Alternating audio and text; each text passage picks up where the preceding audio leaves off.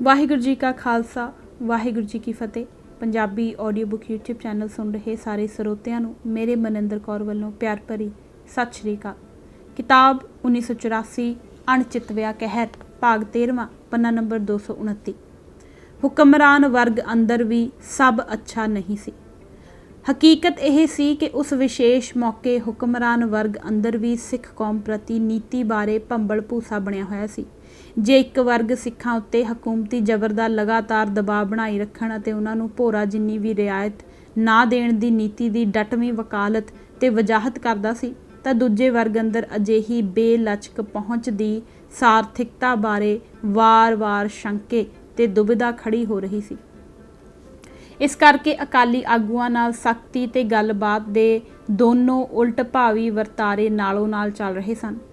दिल्ली प्रधानमंत्री के दफ्तर विच बैठा उसका प्रमुख सलाहकार PC अलेगजेंडर अते अरुण नेहरू का जुट जेकर अकाली आगूआं नूं तुन देण दी अडोल सेध उत्ते चलना चाह रहे सन तां दिल्ली दरबार दे ही इशारिਆਂ ते पंजाब के गवर्नर का सीनियर सलाहकार RV सुब्रमण्यम अकाली आगूआं नाल समझौते दीआं गुंजाइशां दी टोह लैण लई उन्हां दे एक वर्ग नाल लगातार लुकवां संपर्क कायम रख रहा सी। 2 ਸਤੰਬਰ ਦੇ ਸੰਮੇਲਨ ਵਿੱਚ ਸੰਗਤਾਂ ਦੇ ਲਾ ਮਿਸਾਲ ਇਕੱਠ ਤੇ ਲੜਾਕੂ ਰੌਂ ਨੂੰ ਵੇਖ ਕੇ ਸਮਝੌਤੇ ਦੀ ਦਲੀਲ ਦਾ ਵਜ਼ਨ ਹੋਰ ਵੱਧ ਗਿਆ ਸੀ। ਇਸੇ ਦੌਰਾਨ ਦਰਬਾਰ ਸਾਹਿਬ ਉੱਤੇ ਫੌਜੀ ਹਮਲੇ ਮੌਕੇ ਖਾੜਕੂ ਧਾਰਾ ਦੀ ਸਮੁੱਚੀ ਲੀਡਰਸ਼ਿਪ ਅਤੇ ਅਵਲ ਦਰਜੇ ਦੀ ਲੜਾਕੂ ਫੋਰਸ ਦਾ ਸਫਾਇਆ ਹੋ ਜਾਣ ਤੇ ਉਸ ਉਪਰੰਤ ਆਪਰੇਸ਼ਨ ਵੁੱਡ ਰੋਜ਼ ਦੇ ਦੌਰਾਨ ਹਕੂਮਤੀ ਜਬਰ ਤੇ ਦਹਿਸ਼ਤ ਦੀ ਜ਼ੋਰਦਾਰ ਮੁਹਿੰਮ ਚਲਾਉਣ ਦੇ ਬਾਵਜੂਦ ਖਾੜਕੂ ਸਿੱਖ ਤੱਤਾਂ ਵੱਲੋਂ हिंसा ते तोड़-फोड़ दियां इक्का दुक्का वारदातां दा सिलसिला लगातार जारी रखिया जा रहा सी। हमले उपरंत पहले 1 महीने अंदर ही 20 के करीब हिंसक वारदातां हुईयां। 5 जुलाई नूं श्रीनगर तो दिल्ली की उड़ान भर रहे इंडियन एयरलाइनस के 240 सवारियां नाल भरे एक जहाज़ नूं 9 सिख जुझारू अगवा करके लाहौर लै गए सन। पाकिस्तान सरकार द्वारा सिख अगवाकारां की खुल के मदद ना कीते जाण दी वजह करके भावें ਉਹ ਭਾਰਤੀ ਹਾਕਮਾਂ ਕੋਲੋਂ ਆਪਣੀ ਕੋਈ ਮੰਗ ਤਾਂ ਨਾ ਮਨਵਾ ਸਕੇ ਅਤੇ ਉਹਨਾਂ ਨੂੰ ਮਜਬੂਰੀ ਵਸ ਪਾਕਿਸਤਾਨੀ ਅਧਿਕਾਰੀਆਂ ਦੇ ਮੂਹਰੇ ਆਤਮ ਸਮਰਪਣ ਕਰਨਾ ਪੈ ਗਿਆ ਸੀ, ਪਰੰਤੂ ਇਸ ਘਟਨਾ ਨਾਲ ਭਾਰਤ ਦੇ ਹਾਕਮਾਂ ਨੂੰ ਭਾਰੀ ਨਮੋਸ਼ੀ ਦਾ ਸਾਹਮਣਾ ਕਰਨਾ ਪੈ ਗਿਆ ਸੀ ਕਿਉਂਕਿ ਇਸ ਨਾਲ ਭਾਰਤੀ ਰਾਜ ਵਿਰੁੱਧ ਸਿੱਖ ਕੌਮ ਦੀ ਬੇਚੈਨੀ ਤੇ ਜੱਦੋ-ਜਹਿਦ ਦਾ ਸੱਚ ਸਾਰੇ ਸੰਸਾਰ ਦੇ ਸਾਹਮਣੇ ਉਜਾਗਰ ਹੋ ਗਿਆ ਸੀ। 24 ਅਗਸਤ ਨੂੰ ਇੱਕ ਵਾਰ ਫਿਰ 6 ਸਿੱਖ ਨੌਜਵਾਨ ਚੰਡੀਗੜ੍ਹ ਤੋਂ ਦਿੱਲੀ ਜਾ ਰਹੇ ਇੰਡੀਅਨ 에ਅਰਲਾਈਨਸ ਦੇ ਇੱਕ ਹੋਰ ਜਹਾਜ਼ ਨੂੰ ਅਗਵਾ ਕਰਨ ਵਿੱਚ ਸਫਲ ਹੋ ਗਏ ਸਨ। ਉਹ ਆਪਣੀ ਸੁਰੱਖਿਆ ਲਈ ਅਮਰੀਕਾ ਪੁੱਜਣਾ ਚਾਹੁੰਦੇ ਸਨ, ਪਰੰਤੂ ਪਾਕਿਸਤਾਨ ਸਮੇਤ ਕਿਸੇ ਵੀ ਦੇਸ਼ ਦੀ ਹਕੂਮਤ ਵੱਲੋਂ ਮਦਦ ਨਾ ਮਿਲਣ ਸਦਕਾ ਸਿੱਖ ਅਗਵਾਕਾਰਾਂ ਨੂੰ ਅਗਵਾ ਕੀਤੇ ਗਏ ਜਹਾਜ਼ ਦੇ ਸਮੇਤ ਲਾਹੌਰ ਤੇ ਕਰਾਚੀ ਦੇ ਹਵਾਈ ਅੱਡਿਆਂ ਤੇ ਖੱਜਲ ਖੁਆਰ ਹੋਣ ਤੋਂ ਬਾਅਦ ਅੰਤ ਵਿੱਚ ਦੁਬਈ ਦੇ ਹਵਾਈ ਅੱਡੇ ਤੇ ਜਾ ਕੇ ਭਾਰਤੀ ਮੁਸਾਫਰਾਂ ਨੂੰ ਰਿਹਾ ਕਰ ਦੇਣ ਲਈ ਮਜਬੂਰ ਹੋਣਾ ਪੈ ਗਿਆ ਸੀ। दुबई ते अमरीका के अधिकारियों के सहयोग नाल भारत सरकार 9 दिनों बाद इन्हां सिख अगवाकारां नूं गिरफ्तार करके भारत लियाउण विच सफल हो गई सी, जिथे उन्हां नूं बाद विच अदालत वल्लों सख्त सज़ावां सुनाईयां गईयां ते उन्हां नूं लंबा चिर जेलां अंदर रुलना पिया। अगवा दीआं इन्हां दोनों वारदातां विच हिस्सा लैण वाले 15 सिख नौजवानां विचों एक परमिंदर सिंह उर्फ हरफ नमोला नूं छड्ड के बाकी दे सारे नवे सिखांदरू सन, जिन्हां कोल पहिलां अजिही किसी भी खाड़कू वारदात का उक्का ही कोई तजर्बा नहीं सी अते ना ही उन्हां दा किसी खाड़कू जथेबंदी नाल कोई वाह वास्ता सी। इस तों सिख कौम की तत्काली मनोदशा का साफ अनुमान लाया जा सकता है। इस घटना नूं अजे 2 हफ्ते ही होए सन कि 7 सतंबर नूं बटाला तो पठानकोट जा रही एक बस नूं कुछ सिख खाड़कुआं ने अगवा करके नौशहरा मज्जा सिंह पिंड दे कोल जाके उस विच सवार 8 हिंदुआं नूं गोलियां मार के हलाक कर दिता सी। खाड़कू वारदातां दी इस लगातारता ने भारती हाकमां नूं भारी परेशानी ते चिंता विच डोब दिता सी। PC अलेगजेंडर नूं मन्नना पिया सी कि फौज द्वारा व्यापक पैमाने उत्ते कंघी ऑपरेशन कीते जाण अते बहुत सारे अतवादियां ते उन्हां दे शक्की हमायतियां नूं गिरफ्तार करके जेलां अंदर ताड़ देण दे बावजूद हिंसा विच कोई दिखण योग कमी नहीं आई सी। सरकार नूं पंजाब अंदर मुड़ तो एक बार फिर फौजी कार्रवाई तो पहलां वाली तनावपूर्ण हालत का सामना करना पै रहा सी अते यों लगण लग पिया सी जिवें अतवादी फौजी कार्रवाई तो पहलां वाले दिनां वांग ही जिथे मर्जी हमला कर सकते सन। ਪੰਜਾਬ ਪੁਲਿਸ ਦੇ ਤਤਕਾਲੀ ਮੁਖੀ ਸਰਦਾਰ ਕਿਰਪਾਲ ਸਿੰਘ ਢਿੱਲੋਂ ਦਾ ਸਥਿਤੀ ਬਾਰੇ ਜਾਇਜ਼ਾ ਵੀ ਇਸ ਨਾਲੋਂ ਵੱਖਰਾ ਨਹੀਂ ਸੀ। ਉਸਨੇ ਵੀ ਇਹ ਗੱਲ ਸਾਫ਼ ਸ਼ਬਦਾਂ ਵਿੱਚ ਕਬੂਲ ਕੀਤੀ ਸੀ ਕਿ ਸਤੰਬਰ ਤੱਕ ਜਾ ਕੇ ਸਰਕਾਰ ਦੀ ਹਮਲਾਵਰ ਨੀਤੀ ਦਮੋਂ ਨਿਕਲ ਗਈ ਸੀ। ਉਧਰ ਮੀਡੀਆ ਨੇ ਵੀ ਸਰਕਾਰ ਪ੍ਰਤੀ ਅਸੰਤੋਖ ਪ੍ਰਗਟਾਉਣਾ ਸ਼ੁਰੂ ਕਰ ਦਿੱਤਾ ਸੀ। ਇੰਡੀਆ ਟੁਡੇ ਨੇ ਸਥਿਤੀ ਬਾਰੇ ਆਪਣਾ ਜਾਇਜ਼ਾ ਪੇਸ਼ ਕਰਦਿਆਂ ਕੋਰੇ ਲਫ਼ਜ਼ਾਂ ਵਿੱਚ ਲਿਖਿਆ ਸੀ ਕਿ ਫੌਜੀ ਹਮਲੇ ਉਪਰੰਤ ਉੱਤਰੀ ਭਾਰਤ ਅੰਦਰ ਜੋ ਰਾਹਤ ਮਹਿਸੂਸ ਕੀਤੀ ਗਈ ਸੀ ਉਹ ਖੁਰਦ-ਬੁਰਦ ਹੋ ਗਈ ਸੀ ਅਤੇ ਹਿੰਦੂ ਤੇ ਸਿੱਖ ਦੋਨੋਂ ਹੀ ਵਰਗ ਸ਼ਾਂਤੀ ਨਾ ਬਹਾਲ ਕਰ ਸਕਣ ਲਈ ਸਰਕਾਰ ਨੂੰ ਕੋਸਣ ਲੱਗ ਪਏ ਸਨ। ਅਸਲ ਵਿੱਚ ਜ਼ਮੀਨੀ ਹਕੀਕਤ ਬਾਰੇ ਜਾਗਰੂਕ ਪੱਤਰਕਾਰ ਵਰਗ ਨੇ ਤਾਂ ਬਹੁਤ ਚਿਰ ਪਹਿਲਾਂ ਹੀ ਕੇਂਦਰੀ ਹਾਕਮਾਂ ਨੂੰ ਖਬਰਦਾਰ ਕਰ ਦਿੱਤਾ ਸੀ ਕਿ ਪੰਜਾਬ ਵਿੱਚ ਇਸ ਵੇਲੇ ਜੋ ਚੁੱਪ ਤੇ ਸ਼ਾਂਤੀ ਵਰਤੀ ਦਿਖਾਈ ਦਿੰਦੀ ਹੈ, ਇਸ ਤੋਂ ਇਹ ਨਿਰਣਾ ਕੱਢਣਾ ਬੱਜਰ ਭੁੱਲ ਹੋਵੇਗੀ ਕਿ ਲੋਕਾਂ ਨੇ ਫੌਜੀ ਕਾਰਵਾਈ ਅੱਗੇ ਗੋਡੇ ਟੇਕ ਦਿੱਤੇ ਹਨ ਜਾਂ ਉਹਨਾਂ ਨੇ ਇਸ ਨੂੰ ਪ੍ਰਵਾਨਗੀ ਦੇ ਦਿੱਤੀ ਹੈ। ਉਪਰੋਕਤ ਨਿਰਣਾ ਪੇਸ਼ ਕਰਦਿਆਂ ਸ਼ੇਖਰ ਗੁਪਤਾ ਨੇ ਕੇਂਦਰ ਸਰਕਾਰ ਨੂੰ ਠੋਸ ਰਾਜਸੀ ਪਹਿਲਕਦਮੀ ਦਿਖਾਉਣ ਦੀ ਰਾਏ ਦਿੱਤੀ ਸੀ। ਹਿੰਦੂ ਵਰਗ ਦੇ ਬੁਨਿਆਦੀ ਤੇ ਦੂਰ ਰਸ ਹਿੱਤਾਂ ਬਾਰੇ ਸੁਚੇਤ ਮੀਡੀਆ ਹੋਰ ਕਿਸੇ ਵੀ ਗੱਲ ਨਾਲੋਂ ਜ਼ਿਆਦਾ ਹਿੰਦੂ ਸਿੱਖ ਰਿਸ਼ਤੇ ਵਿਚਕਾਰ ਪਈ ਦਰਾੜ ਜਿਹੜੀ ਕਿ ਦਿਨੋਂ ਦਿਨ ਵੱਧਦੀ ਜਾ ਰਹੀ ਸੀ ਨੂੰ ਬੇਹੱਦ ਚਿੰਤਾ ਦੀ ਨਜ਼ਰ ਨਾਲ ਦੇਖਣ ਲੱਗਾ ਸੀ। ਆਪਣਾ ਇਹ ਫਿਕਰ ਜਤਲਾਉਂਦਿਆਂ ਇੰਡੀਆ ਟੁਡੇ ਨੇ ਲਿਖਿਆ ਸੀ ਕਿ ਸਿੱਖ ਭਾਈਚਾਰਾ ਅੰਦਰੋਂ ਡੂੰਘਾ ਜ਼ਖਮੀ ਹੋਇਆ ਪਿਆ ਹੈ ਅਤੇ ਉਸ ਅੰਦਰ ਵਿਆਪਕ ਰੋਸ ਜਮ੍ਹਾਂ ਹੋਇਆ ਪਿਆ ਹੈ।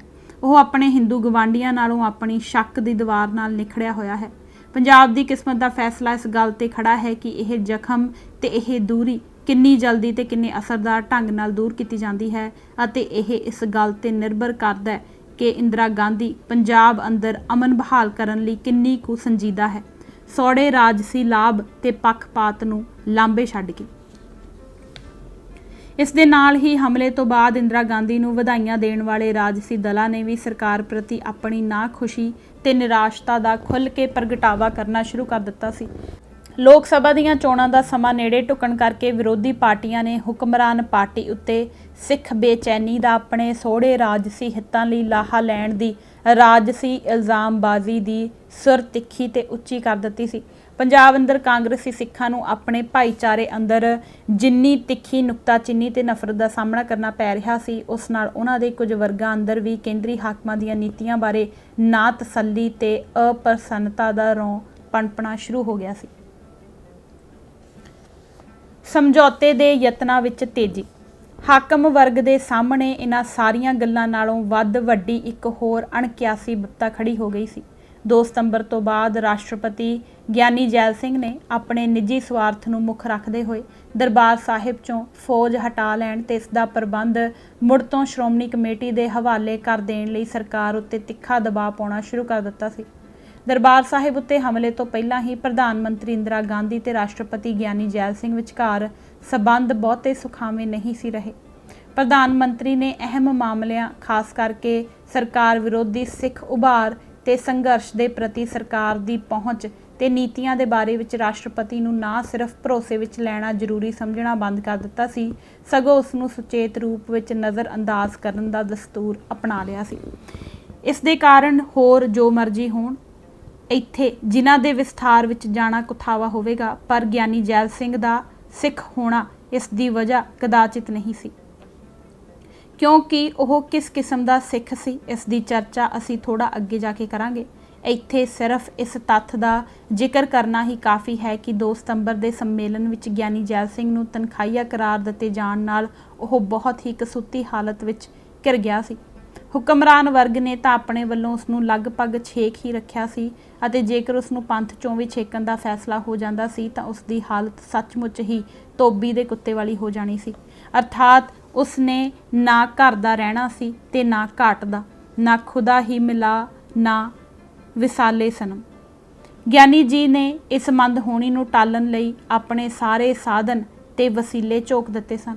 2 ਸਤੰਬਰ ਦੇ ਹੁਕਮਨਾਮੇ ਵਿੱਚ ਗਿਆਨੀ ਜੈਲ ਸਿੰਘ ਨੂੰ ਸੰਵਿਧਾਨਕ ਪਦਵੀ ਅਨੁਸਾਰ ਭਾਰਤੀ ਫੌਜ ਦੇ ਸੁਪਰੀਮ ਕਮਾਂਡਰ ਹੋਣ ਦੇ ਨਾਤੇ ਦਰਬਾਰ ਸਾਹਿਬ ਉੱਤੇ ਫੌਜੀ ਹਮਲੇ ਅਤੇ ਸਿੱਖ ਕੌਮ ਉੱਤੇ ਢਾਏ ਗਏ ਬੇਪਨਾਹ ਜ਼ੁਲਮਾਂ ਲਈ ਦੋਸ਼ੀ ਠਹਿਰਾਏ ਜਾਣ ਤੋਂ ਇਲਾਵਾ 8 ਜੂਨ ਨੂੰ ਆਪਣੇ ਸਿਰ ਤੇ ਛਤਰ ਲੈ ਕੇ ਤੇ ਪੈਰੀਂ ਜੁੱਤੀ ਪਾ ਕੇ ਸ਼੍ਰੀ ਹਰਿਮੰਦਰ ਸਾਹਿਬ ਦੀਆਂ ਪਰਿਕਰਮਾ ਵਿੱਚ ਪੁੱਜ ਕੇ ਮਹਾਨ ਸਿੱਖ ਰਵਾਇਤਾਂ ਅਤੇ ਸਿੱਖ ਰਹਿਤ ਮਰਿਆਦਾ ਦਾ ਘੋਰ ਅਪਮਾਨ ਕਰਨ ਦਾ ਦੋਸ਼ੀ ਕਰਾਰ ਦਿੱਤਾ ਗਿਆ ਸੀ ਅਤੇ ਇਹਨਾਂ ਦੋਸ਼ਾਂ ਬਾਰੇ ਸਪਸ਼ਟੀਕਰਨ ਦੇਣ ਲਈ ਉਸ ਨੂੰ ਸ਼੍ਰੀ ਅਕਾਲ ਤਖਤ ਸਾਹਮਣੇ ਖੁਦ ਪੇਸ਼ ਹੋਣ ਦਾ ਆਦੇਸ਼ ਦਿੱਤਾ ਗਿਆ ਸੀ।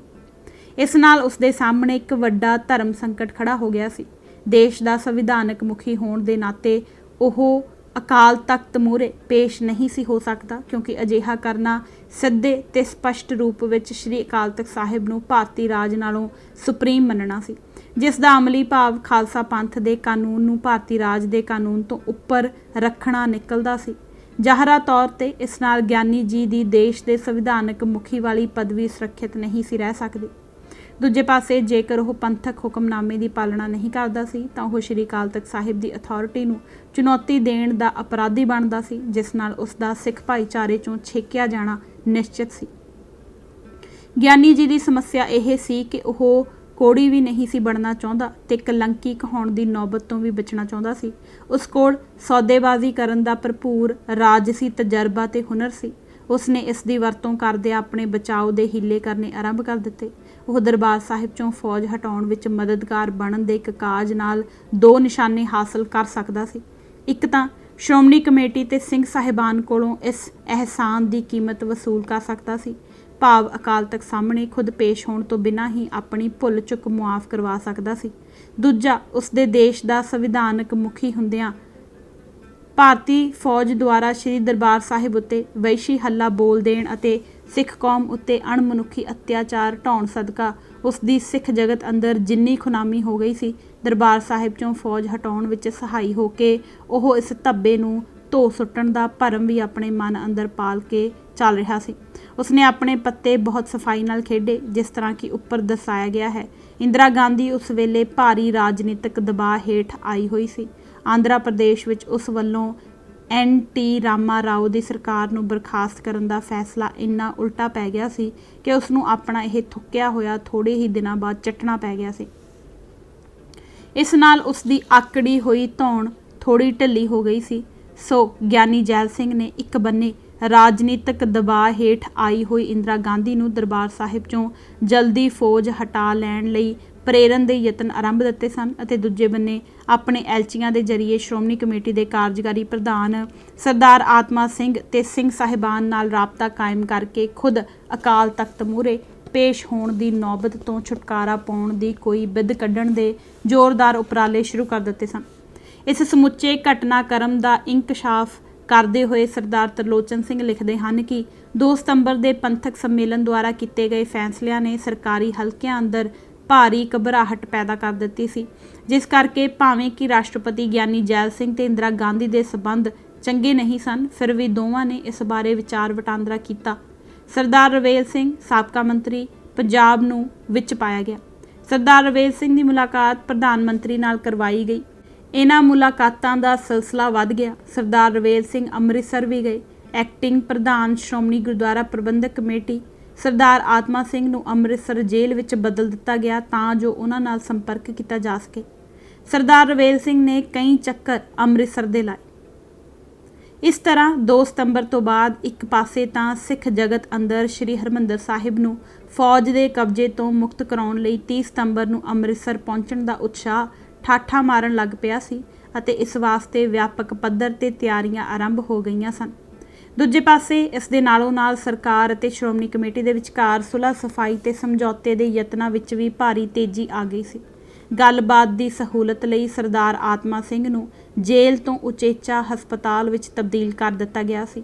ਉਸ ਦੀਆਂ ਸਿੰਘ ਸਾਹਿਬਾਨ ਨਾਲ ਸਿੱਧੇ ਰੂਪ ਵਿੱਚ ਉੱਪਰੋਂ ਥੱਲੀ 5 ਮੀਟਿੰਗਾਂ ਕਰਵਾਈਆਂ ਗਈਆਂ। ਸਰਕਾਰ ਨੇ ਸਰਦਾਰ ਆਤਮਾ ਸਿੰਘ ਨੂੰ ਸ਼੍ਰੋਮਣੀ ਕਮੇਟੀ ਦੀ ਆਗਾਮੀ ਚੋਣ ਦੌਰਾਨ ਪ੍ਰਧਾਨਗੀ ਦੇ ਅਹੁਦੇ ਨਾਲ ਨਿਵਾਜਣ ਦਾ ਲਾਰਾ ਲਾਇਆ ਹੋਇਆ ਸੀ, ਜਿਸ ਕਰਕੇ ਉਹ ਸਮਝੌਤੇ ਦੇ ਯਤਨਾਂ ਦਾ ਪੁਰਜ਼ੋਰ ਪੱਖ ਲੈ ਰਿਹਾ ਸੀ। ਪਰ ਦੋਵਾਂ ਧਿਰਾਂ ਅੰਦਰ ਸਮਝੌਤੇ ਦੀ ਜ਼ੋਰਦਾਰ ਤਾਂਘ ਦੇ ਬਾਵਜੂਦ ਸਮਝੌਤੇ ਦਾ ਰਾਹ ਇੰਨਾ ਸਰਲ ਤੇ ਸਿੱਧ ਪੱਧਰਾ ਨਹੀਂ ਸੀ। ਦੋਵਾਂ ਹੀ ਧਿਰਾਂ ਦੇ ਰਾਹ ਵਿੱਚ ਢੇਰ ਸਾਰੀਆਂ ਔਕੜਾਂ ਤੇ ਰੁਕਾਵਟਾਂ ਸਨ। ਹੁਕਮਰਾਨ ਧਿਰ ਦੀ ਗੱਲ ਕਰੀਏ ਤਾਂ ਉਸ ਅੰਦਰ ਸਮਝੌਤੇ ਦੇ ਪੱਖ ਤੇ ਵਿਰੋਧ ਵਿੱਚ ਦੋਨੋਂ ਤਰ੍ਹਾਂ ਦੀਆਂ ਸੋਚਾਂ ਤੇ ਰੁਝਾਨ ਨਾਲੋਂ ਨਾਲ ਚੱਲ ਰਹੇ ਸਨ। ਪੀ.ਸੀ. ਅਲੈਗਜ਼ੈਂਡਰ ਅਤੇ ਅਰੁਣ ਨਹਿਰੂ ਤੇ ਰਾਜੀਵ ਗਾਂਧੀ ਦਾ ਜੁੱਟ ਦਿਲੋਂ ਸ਼੍ਰੋਮਣੀ ਕਮੇਟੀ ਤੇ ਸਿੰਘ ਸਾਹਿਬਾਨ ਨਾਲ ਸਮਝੌਤੇ ਦਾ ਹਾਮੀ ਨਹੀਂ ਸੀ। ਇਸ ਮਾਮਲੇ ਵਿੱਚ ਖੁਦ ਇੰਦਰਾ ਗਾਂਧੀ ਦਾ ਆਪਣਾ ਮਿਜਾਜ਼ ਵੀ ਬਹੁਤਾ ਸਥਿਰ ਨਹੀਂ ਸੀ। ਉਸ ਉੱਤੇ ਦੋਨੋਂ ਤਰ੍ਹਾਂ ਦੇ ਰੰਗ ਚੜ੍ਹਦੇ ਲੱਥਦੇ ਰਹਿੰਦੇ ਸਨ। ਉੱਧਰ ਗਿਆਨੀ ਜੈਲ ਸਿੰਘ ਜਿੱਥੇ ਇੱਕ ਪੱਧਰ 'ਤੇ ਤਾਂ ਸਮਝੌਤੇ ਲਈ ਸਿਰ ਤੋੜ ਯਤਨ ਕਰ ਰਿਹਾ ਸੀ, ਉੱਥੇ ਨਾਲ ਹੀ ਦੂਜੇ ਪੱਧਰ 'ਤੇ ਆਪਣੇ ਸਵਾਰਥ ਨੂੰ ਮੁੱਖ ਰੱਖਦੇ ਹੋਏ ਸਰਕਾਰੀ ਪ੍ਰਣਾਲੀ ਨੂੰ ਬਾਈਪਾਸ ਤੇ ਨਜ਼ਰਅੰਦਾਜ਼ ਕਰਕੇ ਸ਼੍ਰੋਮਣੀ ਕਮੇਟੀ ਦੇ ਐਕਟਿੰਗ ਪ੍ਰਧਾਨ ਤੇ ਸਿੰਘ ਸਾਹਿਬਾਨ ਨਾਲ ਆਪਣਾ ਸਿੱਧਾ ਰਾਬਤਾ ਗੰਢਣ ਅਤੇ ਇਸ ਤਰ੍ਹਾਂ ਹਾਕਮ ਧਿਰ ਦੇ ਰਾਹ ਵਿੱਚ ਕੰਡੇ ਬਿਖੇਰਨ ਦੀ ਆਪਣੀ ਮਨ ਭਾਉਂਦੀ ਰਾਜਨੀਤੀ ਵੀ ਕਰੀ ਜਾ ਰਿਹਾ ਸੀ। ਦੂਜੇ ਬੰਨੇ ਸਮਝੌਤੇ ਲਈ ਯਤਨਸ਼ੀਲ ਅਕਾਲੀ ਵਰਗ ਦਾ ਰਾਹ ਵੀ ਔਕੜਾਂ ਤੋਂ ਸੁਰਖਰੂ ਨਹੀਂ ਸੀ। ਇੱਕ ਤਾਂ ਸਮੁੱਚਤਾ ਵਿੱਚ ਲਿਆ ਇਹ ਵਰਗ ਸਮਝੌਤੇ ਦਾ ਜ਼ੋਰਦਾਰ ਝੁਕਾਅ ਰੱਖਣ ਦੇ ਬਾਵਜੂਦ ਸਰਕਾਰ ਦੀ ਕਠਪੁਤਲੀ ਬਣ ਕੇ ਚੱਲਣ ਲਈ ਤਿਆਰ ਨਹੀਂ ਸੀ, ਜਿਸ ਕਰਕੇ ਸਮਝੌਤੇ ਦੀ ਗੱਲਬਾਤ ਵਿੱਚ ਪੈਰ ਤੇ ਅੜਿਚਣਾਂ ਪੇਸ਼ ਆਉਂਦੀਆਂ ਰਹੀਆਂ। ਦੂਜਾ ਇਸ ਦੇ ਨਾਲੋਂ ਅਹਿਮ ਤੱਥ ਇਹ ਸੀ ਕਿ ਅਕਾਲੀ ਲੀਡਰਸ਼ਿਪ ਦੇ ਸਮਝੌਤਾ ਪੱਖੀ ਵਰਗ ਨੂੰ ਸਿੱਖ ਕੌਮ ਦੇ ਅੰਦਰੋਂ ਲਗਾਤਾਰ ਤਿੱਖੇ ਵਿਰੋਧ ਤੇ ਰੋਹ ਦਾ ਸਾਹਮਣਾ ਕਰਨਾ ਪੈ ਰਿਹਾ ਸੀ। ਦਰਬਾਰ ਸਾਹਿਬ ਉੱਤੇ ਹਮਲੇ ਤੋਂ ਬਾਅਦ ਜਨਤਕ ਸ਼ਮੂਲੀਅਤ ਵਾਲੀ ਅਜਿਹੀ ਕੋਈ ਪੰਥਕ ਸਭਾ ਜਾਂ ਮੀਟਿੰਗ ਨਹੀਂ ਸੀ ਜਿੱਥੇ ਕੁਝ ਵਰਗਾਂ ਵੱਲੋਂ ਗਰਮ ਖਿਆਲੀ ਵਿਚਾਰਾਂ ਤੇ ਭਾਵਨਾਵਾਂ ਦਾ ਖੁੱਲ੍ਹਾ ਪ੍ਰਗਟਾਵਾ ਕਰਨ ਤੋਂ ਸੰਕੋਚ ਕੀਤਾ ਗਿਆ ਹੋਵੇ। 29 ਜੂਨ ਨੂੰ ਅੰਮ੍ਰਿਤਸਰ ਵਿੱਚ ਗੁਰੂ ਰਾਮਦਾਸ ਹਸਪਤਾਲ ਵਿਖੇ ਅਕਾਲੀ ਦਲ ਦੇ ਵਿਧਾਇਕਾਂ ਤੇ ਜਥੇਦਾਰਾਂ ਦੀ ਦਰਬਾਰ ਸਾਹਿਬ ਉੱਤੇ ਹਮਲੇ ਉਪਰੰਤ ਹੋਈ ਪਹਿਲੀ ਮੀਟਿੰਗ ਵਿੱਚ ਹੀ ਸਮਝੌਤਾ ਵਿਰੋਧੀ ਸੁਰ ਦੀ ਗੂੰਜ ਸਾਫ਼ ਸੁਣਾਈ ਦਿੱਤੀ। ਬੀਬੀ ਰਾਜਿੰਦਰ ਕੌਰ ਦੀ ਪ੍ਰਧਾਨਗੀ ਹੇਠ ਹੋਈ ਇਸ ਮੀਟਿੰਗ ਵਿੱਚ ਸਰਕਾਰ ਦਾ ਕਿਸੇ ਵੀ ਰੂਪ ਵਿੱਚ ਦਬਾਅ ਮੰਨਣ ਦੀ ਬਜਾਏ ਉਸ ਨੂੰ ਸਿੱਧੇ ਮੱਥੇ ਵੰਗਾਰਨ ਦਾ ਰੌਂ ਹਾਵੀ ਰਿਹਾ। ਫਿਰ ਜਦ 23 ਜੁਲਾਈ ਨੂੰ ਲੁਧਿਆਣਾ ਵਿਖੇ ਸਰਦਾਰ ਪ੍ਰਕਾਸ਼ ਸਿੰਘ ਮਜੀਠੀਆ ਦੀ ਪ੍ਰਧਾਨਗੀ ਹੇਠ ਅਕਾਲੀ ਦਲ ਦੀ ਐਡ ਹਾਕ ਕਮੇਟੀ ਦੀ ਵਧਵੀਂ ਮੀਟਿੰਗ ਹੋਈ, ਜਿਸ ਵਿੱਚ ਜ਼ਿਲ੍ਹਾ ਜਥੇਦਾਰਾਂ ਨੂੰ ਵੀ ਸ਼ਾਮਲ ਕੀਤਾ ਗਿਆ ਸੀ, ਤਾਂ ਕੁਝ ਜਥੇਦਾਰਾਂ ਨੇ ਖਾਲਿਸਤਾਨ ਦੀ ਮੰਗ ਦੀ ਖੁੱਲ੍ਹੇ ਰੂਪ ਵਿੱਚ ਹਮਾਇਤ ਕੀਤੀ। ਰੋਹ ਵਿੱਚ ਆਏ ਜਥੇਦਾਰਾਂ ਨੂੰ ਸਰਦਾਰ ਮਜੀਠੀਆ ਨੇ ਇਹ ਕਹਿ ਕੇ ਸ਼ਾਂਤ ਕੀਤਾ ਕਿ ਜਿੰਨਾ ਚਿਰ ਸੀਨੀਅਰ ਲੀਡਰ ਜੇਲ੍ਹਾਂ 'ਚੋਂ ਬਾਹਰ ਨਹੀਂ ਆ ਜਾਂਦੇ, ਉਨਾ ਚਿਰ ਕੋਈ ਨਵਾਂ ਰਾਜਸੀ ਵਿਵਾਦ ਨਾ ਖੜਾ ਕੀਤਾ ਜਾਵੇ ਅਤੇ ਸੰਘਰਸ਼ ਨੂੰ ਸਿਰਫ ਤੇ ਸਿਰਫ ਦਰਬਾਰ ਸਾਹਿਬ ਮੁਕਤ ਕਰਾਉਣ ਦੇ ਮੁੱਦੇ ਤੱਕ ਹੀ ਸੀਮਿਤ ਰੱਖਿਆ ਜਾਵੇ। 19 ਸਤੰਬਰ ਨੂੰ ਅੰਮ੍ਰਿਤਸਰ ਵਿਖੇ ਸਰਗਰਮ ਅਕਾਲੀ ਵਰਕਰਾਂ ਦੀ ਜੋ ਮੀਟਿੰਗ 1 ਅਕਤੂਬਰ ਦੇ ਮਾਰਚ ਦੀ ਸਫਲਤਾ ਲਈ ਬੁਲਾਈ ਗਈ ਸੀ, ਉਸ ਅੰਦਰ ਵੀ ਦਰਬਾਰ ਸਾਹਿਬ 'ਚੋਂ ਫੌਜ ਨੂੰ ਹਟਾਉਣ ਲਈ ਸਰਕਾਰ ਦੀਆਂ ਨਹੱਕੀਆਂ ਸ਼ਰਤਾਂ ਕਬੂਲ ਕਰਨ ਵਿਰੁੱਧ ਸਖਤ ਰਾਵਾਂ ਪ੍ਰਗਟ ਕੀਤੀਆਂ ਗਈਆਂ ਸਨ। 2 ਸਤੰਬਰ ਤੋਂ ਬਾਅਦ ਸਰਕਾਰ ਨੇ ਇਹ ਗੱਲ ਚੰਗੀ ਤਰ੍ਹਾਂ ਭਾਂਪ ਲਈ ਸੀ ਕਿ ਫੌਜ ਨੂੰ ਦਰਬਾਰ ਸਾਹਿਬ ਦੇ ਅੰਦਰ ਹੋਰ ਬਹੁਤਾ ਲੰਮਾ ਚਿਰ ਤੈਨਾਤ ਕਰਕੇ ਰੱਖ ਸਕਣਾ ਮੁਮਕਿਨ ਨਹੀਂ ਸੀ ਰਿਹਾ। ਫੌਜ ਨੂੰ 30 ਸਤੰਬਰ ਤੋਂ ਪਹਿਲਾਂ ਹਟਾਉਣਾ ਪੈ ਸਕਦਾ ਸੀ। ਇਸ ਕਰਕੇ 2 ਸਤੰਬਰ ਤੋਂ ਬਾਅਦ ਮੁਰੰਮਤਾਂ ਦਾ ਕੰਮ ਇੱਕਦਮ ਤੇਜ਼ ਕਰ ਦਿੱਤਾ ਗਿਆ ਸੀ। 6 ਤੋਂ 700 ਦੇ ਕਰੀਬ ਕਾਰੀਗਰ ਰਾਤ ਦਿਨ ਕੰਮ ਵਿੱਚ ਜੁਟ ਗਏ ਸਨ। ਸਰਕਾਰ ਕੰਪਲੈਕਸ ਵਿੱਚੋਂ ਫੌਜ ਬਾਹਰ ਕੱਢਣ ਤੋਂ ਪਹਿਲਾਂ ਮੁਰੰਮਤਾਂ ਦਾ ਕੰਮ ਮੁਕੰਮਲ ਕਰ ਲੈਣਾ ਚਾਹੁੰਦੀ ਸੀ, ਤਾਂ ਕਿ ਸਿੱਖ ਕੌਮ ਤਬਾਹੀ ਦੇ ਨਿਸ਼ਾਨਾਂ ਨੂੰ ਯਾਦਗਾਰ ਵਜੋਂ ਸੰਭਾਲ ਕੇ ਨਾ ਰੱਖ ਸਕੇ। ਮੁਰੰਮਤਾਂ ਦੇ ਨਾਲੋਂ ਨਾਲ ਸਮਝੌਤੇ ਦੀ ਗੱਲਬਾਤ ਵਿੱਚ ਵੀ ਪੂਰੀ ਤੇਜ਼ੀ ਆ ਗਈ ਸੀ। ਸਰਕਾਰ ਫੌਜਾਂ ਹਟਾਉਣ ਤੋਂ ਪਹਿਲਾਂ ਸਿੰਘ ਸਾਹਿਬਾਨ ਤੇ ਸ਼੍ਰੋਮਣੀ ਕਮੇਟੀ ਦੇ ਅਧਿਕਾਰੀਆਂ ਕੋਲੋਂ ਇਹ ਬਚਨ ਲਿਖਤੀ ਰੂਪ ਵਿੱਚ ਲੈਣਾ ਚਾਹੁੰਦੀ ਸੀ ਕਿ ਉਹ ਦਰਬਾਰ ਸਾਹਿਬ ਕੰਪਲੈਕਸ ਅੰਦਰ ਮੁੜ ਤੋਂ ਅੱਤਵਾਦੀਆਂ ਦੀ ਘੁਸਪੈਠ ਨਹੀਂ ਹੋਣ ਦੇਣਗੇ। ਖਾਸ ਕਰਕੇ ਇੰਦਰਾ ਗਾਂਧੀ ਵਿਅਕਤੀਗਤ ਪੱਧਰ ਤੇ ਇਸ ਮਾਮਲੇ ਬਾਰੇ ਬੇਹੱਦ ਗੰਭੀਰ ਸੀ ਅਤੇ ਇਸ ਮੁੱਦੇ ਤੇ ਉਹ ਕੋਈ ਵੀ ਛੋਟ ਦੇਣ ਦੇ ਰੌਂਹ ਵਿੱਚ ਨਹੀਂ ਸੀ। ਸਮਝੌਤੇ ਦੀ ਗੱਲਬਾਤ ਚਲਾ ਰਹੇ ਆਪਣੇ ਅਧਿਕਾਰੀਆਂ ਤੇ ਐਲਚੀਆਂ ਨੂੰ ਉਸਨੇ ਇਸ ਬਾਰੇ ਸਪਸ਼ਟ ਹਦਾਇਤਾਂ ਦੇ ਰੱਖੀਆਂ ਹੋਈਆਂ ਸਨ। PC ਅਲੈਗਜ਼ੈਂਡਰ ਨੇ ਇਹ ਅਹਿਮ ਇੰਕਸ਼ਾਫ ਕੀਤਾ ਹੈ ਕਿ ਪੰਜਾਬ ਦੇ ਇੱਕ ਸਾਬਕਾ ਪੁਲਿਸ ਮੁਖੀ ਸ਼੍ਰੀ ਅਸ਼ਵਨੀ ਕੁਮਾਰ ਨੇ ਉਸ ਵਿਸ਼ੇਸ਼ ਘੜੀ ਸਰਕਾਰ ਦੀ ਤਰਫੋਂ ਵਿਚੋਲੇ ਦੀ ਭੂਮਿਕਾ ਅਦਾ ਕੀਤੀ ਸੀ। ਸਰਦਾਰ ਪ੍ਰਕਾਸ਼ ਸਿੰਘ ਮਜੀਠੀਆ, ਜੋ ਸੀਨੀਅਰ ਅਕਾਲੀ ਲੀਡਰਾਂ ਦੇ ਜੇਲ੍ਹ ਵਿੱਚ ਹੋਣ ਦੀ ਸੂਰਤ ਵਿੱਚ ਉਸ ਵੇਲੇ ਸ਼੍ਰੋਮਣੀ ਅਕਾਲੀ ਦਲ ਦੇ ਐਕਟਿੰਗ ਪ੍ਰਧਾਨ ਵਜੋਂ ਕੰਮ ਕਰ ਰਿਹਾ ਸੀ, ਨਾਲ ਅਸ਼ਵਨੀ ਕੁਮਾਰ ਦੇ ਨਜ਼ਦੀਕੀ ਸਬੰਧ ਸਨ।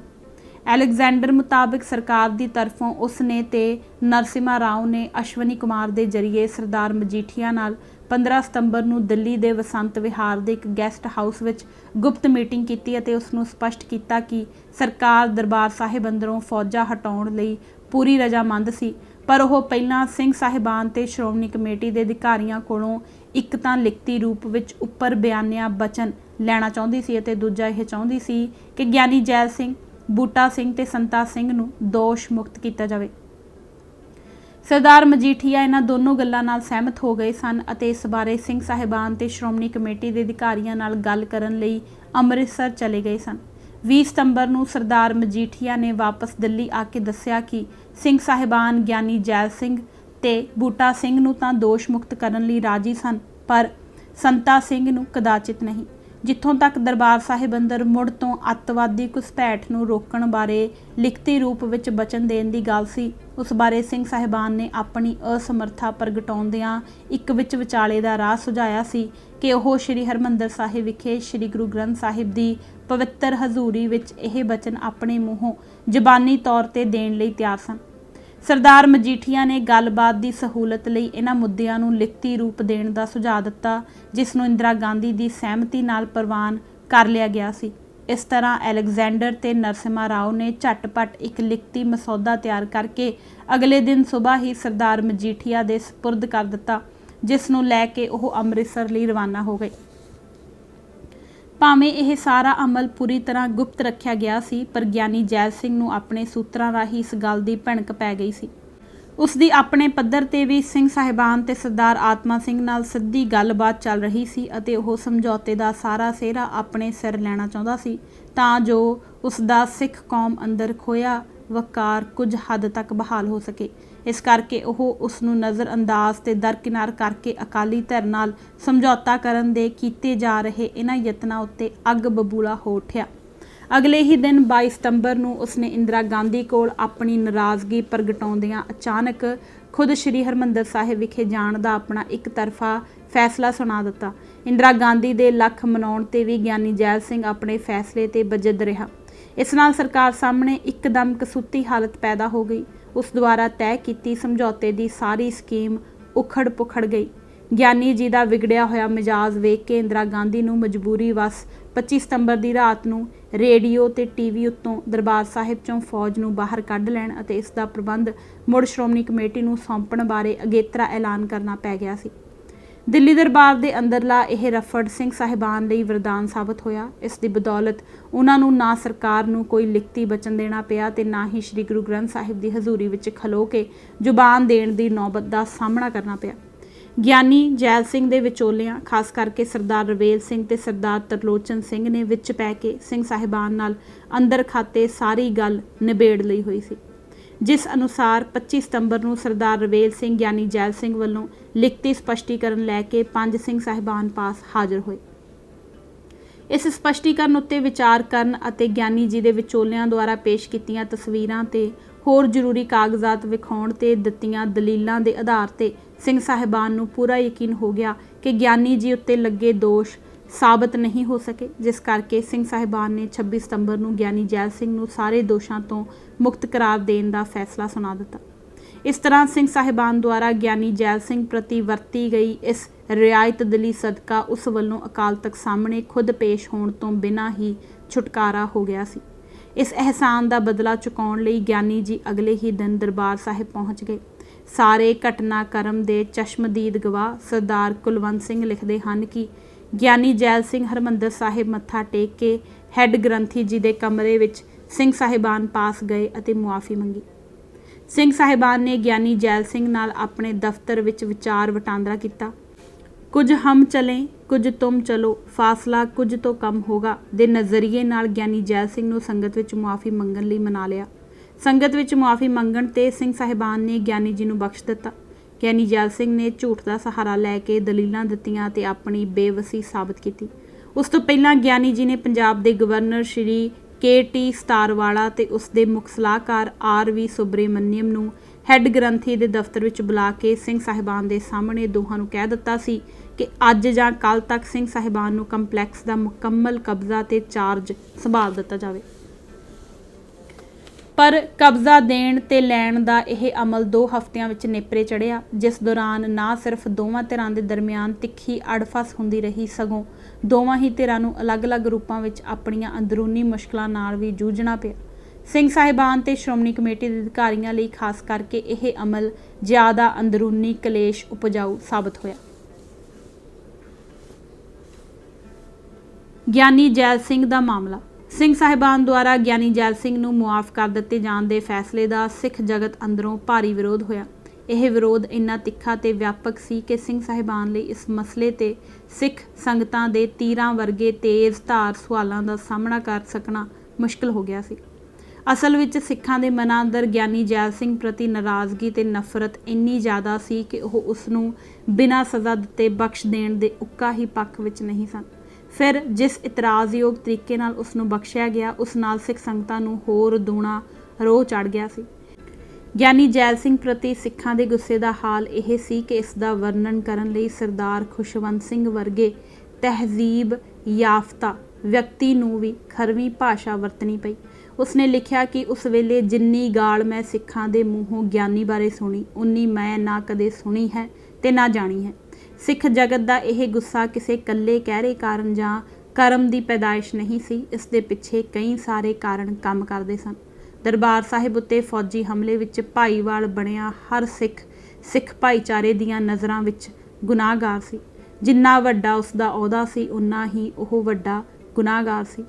ਗਿਆਨੀ ਜੈਲ ਸਿੰਘ ਕਿਉਂਕਿ ਸਭ ਨਾਲੋਂ ਵੱਡੀ ਪਦਵੀ ਉੱਤੇ ਬੈਠਾ ਹੋਇਆ ਸੀ, ਇਸ ਕਰਕੇ ਉਸ ਦਾ ਗੁਨਾਹ ਵੀ ਸਭ ਨਾਲੋਂ ਵੱਡਾ ਸੀ। ਇਸ ਦੇ ਨਾਲ ਜੁੜਵਾਂ ਇੱਕ ਹੋਰ ਕਾਰਨ ਇਹ ਵੀ ਸੀ ਕਿ ਉਸਨੇ ਇਹ ਅਹੁਦਾ ਜਿਹੜੇ ਲੱਛਣੀ ਹਾਸਲ ਕੀਤਾ ਸੀ, ਉਸ ਨਾਲ ਸਿੱਖ ਕੌਮ ਦਾ ਗੌਰਵ ਵਧਣ ਦੀ ਬਜਾਏ ਉਸ ਦੀ ਸ਼ਾਨ ਨੂੰ ਵੱਟਾ ਲੱਗਣ ਵਾਲੀ ਗੱਲ ਹੋਈ ਸੀ। ਇਹ ਸੱਚਾਈ ਕਿਸੇ ਤੋਂ ਵੀ ਛੁਪੀ ਹੋਈ ਨਹੀਂ ਸੀ ਕਿ ਇੰਦਰਾ ਗਾਂਧੀ ਨੇ ਗਿਆਨੀ ਜੈਲ ਸਿੰਘ ਨੂੰ ਇਹ ਮਾਣ ਉਸ ਦੇ ਕਿਸੇ ਹਾਂਦਰੂ ਗੁਣ ਜਾਂ ਲਿਆਕਤ ਨੂੰ ਮੁੱਖ ਰੱਖ ਕੇ ਨਹੀਂ ਦਿੱਤਾ ਸੀ। ਇਹ ਪੂਰਤੀ ਗਿਆਨੀ ਜੀ ਨੇ ਇੰਦਰਾ ਗਾਂਧੀ ਪ੍ਰਤੀ ਆਪਣੀ ਬੇਹੱਦ ਨੀਵੇਂ ਦਰਜੇ ਦੀ ਚਾਪਲੂਸ ਬਿਰਤੀ ਅਤੇ ਪੂਰਨ ਅਧੀਨਗੀ ਤੇ ਵਫਾਦਾਰੀ ਵਰਗੇ ਗੁਣਾਂ ਦੀ ਬਦੌਲਤ ਹਾਸਲ ਕੀਤੀ ਸੀ। ਸਿੱਖਾਂ ਨੂੰ ਉਹ ਦ੍ਰਿਸ਼ ਭੁੱਲਿਆ ਨਹੀਂ ਸੀ ਜਦ 1980 ਵਿੱਚ ਰਾਸ਼ਟਰਪਤੀ ਭਵਨ ਦੇ ਅਸ਼ੋਕਾ ਹਾਲ ਅੰਦਰ ਕੇਂਦਰੀ ਮੰਤਰੀ ਦਾ ਹਲਫ ਲੈਣ ਤੋਂ ਬਾਅਦ ਉਸਨੇ ਸਾਰਿਆਂ ਦੇ ਸਾਹਮਣੇ ਸ਼ਰਮਨਾਕ ਢੰਗ ਨਾਲ ਝੁੱਕ ਕੇ ਸੰਜੇ ਗਾਂਧੀ ਦੇ ਪੈਰ ਜਾ ਛੂਹੇ ਸਨ। ਮਾਰਚ 1982 ਵਿੱਚ ਕੇਂਦਰੀ ਗ੍ਰਹਿ ਮੰਤਰੀ ਹੁੰਦਿਆਂ ਉਸਨੇ ਸੰਜੇ ਗਾਂਧੀ ਨੂੰ ਆਪਣਾ ਰਾਹਨੁਮਾ ਕਹਿ ਕੇ ਆਪਣੇ ਛੋਟੇਪਣ ਦਾ ਭੱਦਾ ਮੁਜ਼ਾਹਰਾ ਕੀਤਾ ਸੀ। ਜੁਲਾਈ 1982 ਵਿੱਚ ਜਦ ਇੰਦਰਾ ਗਾਂਧੀ ਨੇ ਰਾਸ਼ਟਰਪਤੀ ਦੇ ਅਹੁਦੇ ਲਈ ਗਿਆਨੀ ਜੀ ਨੂੰ ਉਮੀਦਵਾਰ ਬਣਾਉਣ ਦਾ ਐਲਾਨ ਕੀਤਾ ਸੀ ਤਾਂ ਇਸ ਬਾਰੇ ਪੱਤਰਕਾਰਾਂ ਦੇ ਸਨਮੁਖ ਆਪਣਾ ਪ੍ਰਤੀਕਰਮ ਜ਼ਾਹਰ ਕਰਦਿਆਂ ਉਸਨੇ ਇਹ ਲਫ਼ਜ਼ ਕਹਿ ਕੇ ਸਾਰਿਆਂ ਨੂੰ ਹੈਰਾਨ ਕਰ ਦਿੱਤਾ ਸੀ ਕਿ ਜੇਕਰ ਮੇਰੀ ਲੀਡਰ ਮੈਨੂੰ ਇਹ ਹੁਕਮ ਦਿੰਦੀ ਕਿ ਝਾੜੂ ਚੁੱਕ ਤੇ ਸਫਾਈਆਂ ਕਰਨ ਜੁਟ ਜਾ ਤਾਂ ਮੈਂ ਝੱਟ ਜੁਟ ਜਾਣਾ ਸੀ। ਹੁਣ ਤਾਂ ਉਸਨੇ ਮੈਨੂੰ ਰਾਸ਼ਟਰਪਤੀ ਬਣਨ ਲਈ ਚੁਣਿਆ ਹੈ। 31 ਮਾਰਚ 1983 ਨੂੰ ਦੇਸ਼ ਦਾ ਰਾਸ਼ਟਰਪਤੀ ਹੁੰਦਿਆਂ ਉਸਨੇ ਇੰਦਰਾ ਗਾਂਧੀ ਦਾ ਜਸ ਗਾਣ ਕਰਦਿਆਂ ਉਸ ਨੂੰ ਦੇਸ਼ ਨੂੰ ਬਖਸ਼ੀ ਪਰਮਾਤਮਾ ਦੀ ਸੁਗਾਤ ਕਹਿ ਕੇ ਨਵਾਜਿਆ ਸੀ। ਗਿਆਨੀ ਜੀ ਦੀਆਂ ਅਜਿਹੀਆਂ ਗੱਲਾਂ ਤੇ ਹਰਕਤਾਂ ਨਾਲ ਸਿੱਖਾਂ ਦੀ ਸਵੈ ਸਨਮਾਨ ਦੀ ਭਾਵਨਾ ਲਗਾਤਾਰ ਜ਼ਖਮੀ ਹੁੰਦੀ ਆ ਰਹੀ ਸੀ ਅਤੇ ਉਹਨਾਂ ਦੇ ਮਨਾਂ ਅੰਦਰ ਉਸਦੇ ਪ੍ਰਤੀ ਤਿਰਸਕਾਰ ਦਾ ਭਾਵ ਲਗਾਤਾਰ ਵੱਧਦਾ ਚਲਾ ਗਿਆ ਸੀ। ਉਸ ਦੀ ਅਕਾਲੀਆਂ ਪ੍ਰਤੀ ਸ਼ਰੀਕੇ ਤੇ ਵੈਰ ਦੀ ਭਾਵਨਾ ਤੇ ਇਸ ਚੋਂ ਨਿਕਲੇ ਉਸ ਦੇ ਤੁੱਛ ਅਮਲਾਂ ਨੇ ਉਸ ਪ੍ਰਤੀ ਸਿੱਖਾਂ ਦੇ ਇਸ ਭਾਵ ਨੂੰ ਹੋਰ ਪਾਣ ਚਾੜ ਦਿੱਤੀ ਸੀ। ਸੋ ਦਰਬਾਰ ਸਾਹਿਬ ਉੱਤੇ ਹਮਲੇ ਉਪਰੰਤ ਗਿਆਨੀ ਜੈਲ ਸਿੰਘ ਦੇ ਵਿਰੁੱਧ ਸਿੱਖ ਜਗਤ ਅੰਦਰ ਪ੍ਰਗਟ ਹੋਇਆ ਗੁੱਸਾ ਨਿਰੋਲ ਇੱਕੋ ਦਿਨ ਜਾਂ ਇੱਕੋ ਘਟਨਾ ਦੀ ਉਪਜ ਨਹੀਂ ਸੀ। ਇਸ ਦੇ ਪਿਛੋਕੜ ਵਿੱਚ ਘਟਨਾਵਾਂ ਦਾ ਇੱਕ ਲੰਮਾ ਸਿਲਸਿਲਾ ਕੰਮ ਕਰਦਾ ਸੀ। ਹਮਲੇ ਉਪਰੰਤ ਸ਼੍ਰੀ ਹਰਿਮੰਦਰ ਸਾਹਿਬ ਅੰਦਰੋਂ ਰਾਗੀ ਸਿੰਘਾਂ ਵੱਲੋਂ ਭਾਈ ਗੁਰਦਾਸ ਜੀ ਦੀ ਵਾਰ ਕੁੱਤਾ ਰਾਜ ਬਹਾਲੀ ਹੈ ਫਿਰ ਚੱਕੀ ਚੱਟੈ ਦਾ ਕੀਰਤਨ ਵਾਰ-ਵਾਰ ਦੁਹਰਾ ਕੇ ਕਰਨ ਦਾ ਮਕਸਦ ਜ਼ਾਹਰਾ ਤੌਰ ਤੇ ਗਿਆਨੀ ਜੈਲ ਸਿੰਘ ਦੀ ਫਿਤਰਤ ਅਤੇ ਮਾਨਸਿਕਤਾ ਉੱਤੇ ਕਰਾਰੀ ਚੋਟ ਕਰਨਾ ਸੀ। ਗਿਆਨੀ ਜੈਲ ਸਿੰਘ ਦੇ ਮਾਮਲੇ ਵਿੱਚ ਸਿੰਘ ਸਾਹਿਬਾਨ ਅਤੇ ਆਮ ਸਿੱਖ ਸੰਗਤਾਂ ਦੀ ਸਮਝ ਵਿੱਚ ਪ੍ਰਗਟ ਹੋਏ ਇੰਨੇ ਵੱਡੇ ਪਾੜੇ ਦੀ ਮੁੱਖ ਵਜ੍ਹਾ ਇਹ ਸੀ ਕਿ ਸਿੰਘ ਸਾਹਿਬਾਨ ਸਾਰੇ ਮਾਮਲੇ ਨੂੰ ਨਿਰੋਲ ਟੈਕਨੀਕਲ ਅਰਥਾਂ ਵਿੱਚ ਲੈ ਰਹੇ ਸਨ, ਜਦੋਂ ਕਿ ਸਿੱਖ ਸੰਗਤਾਂ ਤਕਨੀਕੀ ਵਿਸਥਾਰ ਵਿੱਚ ਨਾ ਜਾ ਕੇ ਮਸਲੇ ਨੂੰ ਅਸਲੀ ਭਾਵ ਦੇ ਪੱਧਰ ਤੇ ਲੈ ਰਹੀਆਂ ਸਨ। ਮਿਸਾਲ ਵਜੋਂ ਤਕਨੀਕੀ ਅਰਥਾਂ ਵਿੱਚ ਲਿਆ ਇਹ ਗੱਲ ਸਹੀ ਹੋ ਸਕਦੀ ਹੈ ਕਿ ਦਰਬਾਰ ਸਾਹਿਬ ਉੱਤੇ ਹਮਲਾ ਗਿਆਨੀ ਜੈਲ ਸਿੰਘ ਦੇ ਸਿੱਧੇ ਹੁਕਮਾਂ ਨਾਲ ਨਹੀਂ ਹੋਇਆ ਸੀ, ਪਰ ਸਿੱਖ ਸੰਗਤਾਂ ਦੀ ਨਾਰਾਜ਼ਗੀ ਦਾ ਆਧਾਰ ਸਿਰਫ ਇੰਨੀ ਗੱਲ ਨਹੀਂ ਬਣੀ ਸੀ। ਗਿਆਨੀ ਜੈਲ ਸਿੰਘ ਉੱਤੇ ਉਹਨਾਂ ਨੂੰ ਅਸਲੀ ਗੁੱਸਾ ਇਸ ਗੱਲ ਦਾ ਸੀ ਕਿ ਦੇਸ਼ ਦੀ ਸਭ ਤੋਂ ਉੱਚੀ ਪਦਵੀ ਉੱਤੇ ਬੈਠੇ ਹੋਣ ਦੇ ਬਾਵਜੂਦ ਉਹ ਸੰਕਟ ਦੀ ਉਸ ਘੜੀ ਅੰਦਰ ਸਿੱਖ ਕੌਮ ਦੀ ਧੇਲੇ ਦੀ ਮਦਦ ਨਹੀਂ ਕਰ ਸਕਿਆ ਸੀ।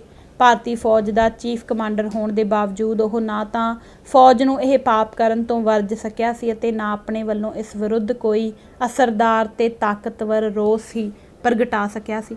ਤਕਨੀਕੀ ਪੱਖ ਤੋਂ ਗਿਆਨੀ ਜੈਲ ਸਿੰਘ ਦੇ ਸ਼ੁਭ ਚਿੰਤਕਾਂ ਦੀ ਇਹ ਦਲੀਲ ਦਰੁਸਤ ਹੋ ਸਕਦੀ ਹੈ ਕਿ ਇੰਦਰਾ ਗਾਂਧੀ ਨੇ ਦਰਬਾਰ ਸਾਹਿਬ ਉੱਤੇ ਹਮਲਾ ਕਰਨ ਦੇ ਆਪਣੇ ਫੈਸਲੇ ਤੇ ਯੋਜਨਾ ਬਾਰੇ ਗਿਆਨੀ ਜੀ ਕੋਲੋਂ ਪਰਦਾ ਬਣਾਈ ਰੱਖਿਆ ਸੀ, ਪਰ ਉਹਨਾਂ ਦੁਆਰਾ ਧਮਾਈ ਗਈ ਇਹ ਗੱਲ ਬਿਲਕੁਲ ਝੂਠੀ ਹੈ ਕਿ ਉਸ ਨੂੰ ਇਸ ਹਮਲੇ ਦੀ ਉੱਕਾ ਹੀ ਕੋਈ ਉਮੀਦ ਜਾਂ ਸੂਹ ਨਹੀਂ ਸੀ।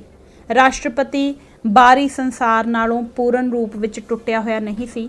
ਇਸ ਤਰ੍ਹਾਂ ਵਿਚਰਨਾ ਗਿਆਨੀ ਜੀ ਦੀ ਫਿਤਰਤ ਵਿੱਚ ਨਹੀਂ ਸੀ। ਉਹ ਆਪਣੇ ਸੂਤਰਾਂ ਰਾਹੀਂ ਸਰਕਾਰ ਦੀਆਂ ਅੰਦਰਲੀਆਂ ਗੱਲਾਂ ਦੀ ਪੂਰੀ ਬੜਕ ਰੱਖਦਾ ਸੀ, ਸਿੱਖਾਂ ਤੇ ਅਕਾਲੀਆਂ ਦੇ ਮਾਮਲੇ 'ਚ ਤਾਂ ਖਾਸ ਕਰਕੇ ਹੀ।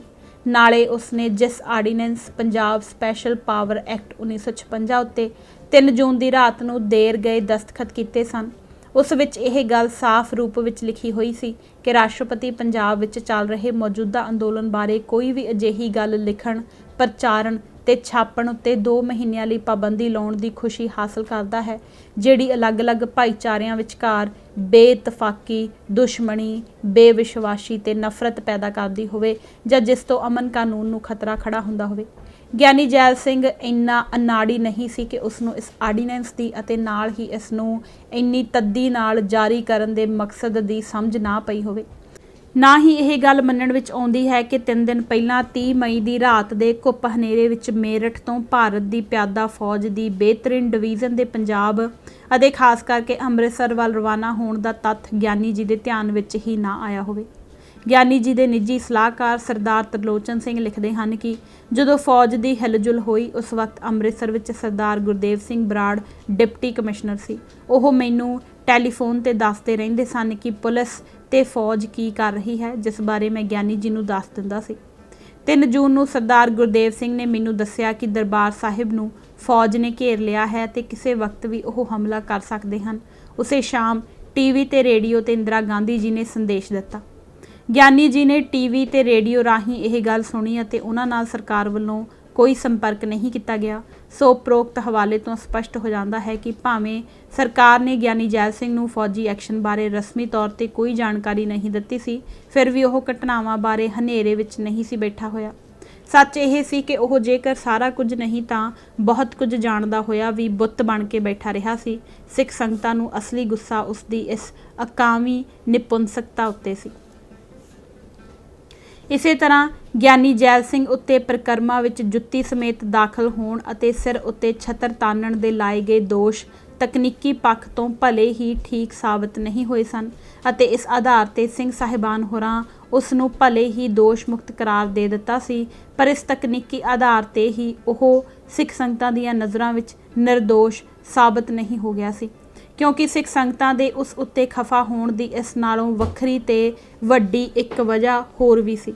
8 ਜੂਨ ਦੀ ਸਵੇਰ ਨੂੰ ਜਦ ਉਹ ਦਰਬਾਰ ਸਾਹਿਬ ਦੇ ਦਰਸ਼ਨਾਂ ਲਈ ਬੋੜਿਆ ਸੀ ਤਾਂ ਉਹ ਪ੍ਰਕਰਮਾਂ ਵਿੱਚ ਭਲੇ ਹੀ ਸਿੱਖ ਮਰਿਆਦਾ ਮੁਤਾਬਕ ਨੰਗੇ ਪੈਰੀ ਦਾਖਲ ਹੋਇਆ ਸੀ, ਪਰ ਘਿਣਾਉਣਾ ਸੱਚ ਇਹ ਸੀ ਕਿ ਉਸ ਵੇਲੇ ਪ੍ਰਕਰਮਾ ਅਜੇ ਲਹੂ ਨਾਲ ਗੜੁੱਚ ਹੋਈ ਪਈ ਸੀ ਅਤੇ ਪਵਿੱਤਰ ਸਰੋਵਰ ਦੇ ਲਾਲੀਮਾਰ ਦੇ ਪਾਣੀ ਵਿੱਚ 3 ਮਨੁੱਖੀ ਲਾਸ਼ਾਂ ਅਜੇ ਵੀ ਤੈਰ ਰਹੀਆਂ ਸਨ ਅਤੇ ਬਕੌਲ ਸਰਦਾਰ ਖੁਸ਼ਵੰਤ ਸਿੰਘ ਉਹ ਤਰਾਸਦੀ ਭਰੇ ਮਾਹੌਲ ਵਿੱਚ ਗਿਆਨੀ ਜੈਲ ਸਿੰਘ ਇਸ ਮਰਕਟ ਵਿੱਚ ਆਪਣੀ ਸਫੇਦ ਸ਼ੇਰਵਾਨੀ ਤੇ ਚੂੜੀਦਾਰ ਪਜਾਮਾ ਪਹਿਨੀ ਤੇ ਰੋਜ਼ ਦੀ ਤਰ੍ਹਾਂ ਹੀ ਕਾਜ ਵਿੱਚ ਗੁਲਾਬ ਦਾ ਫੁੱਲ ਅੜੂੰਗੀ ਲਿਸ਼ਕਿਆ ਪੁਸ਼ਕਿਆ ਬੁੱਢੇ ਲਾੜੇ ਵਾਂਗ ਦਾਖਲ ਹੋਇਆ ਸੀ। ਇਹ ਸੱਚ ਹੈ ਕਿ ਦਰਬਾਰ ਸਾਹਿਬ ਕੰਪਲੈਕਸ ਦੇ ਅੰਦਰ ਬਰਬਾਦੀ ਦਾ ਘਿਣਾਉਣਾ ਦ੍ਰਿਸ਼ ਵੇਖ ਕੇ ਗਿਆਨੀ ਜੈਲ ਸਿੰਘ ਬੇਹੱਦ ਉਦਾਸ ਹੋ ਗਿਆ ਸੀ। ਉਹ ਆਪਣਾ ਰੋਣਾ ਮੁਸ਼ਕਲ ਨਾਲ ਹੀ ਡੱਕ ਸਕਿਆ ਸੀ।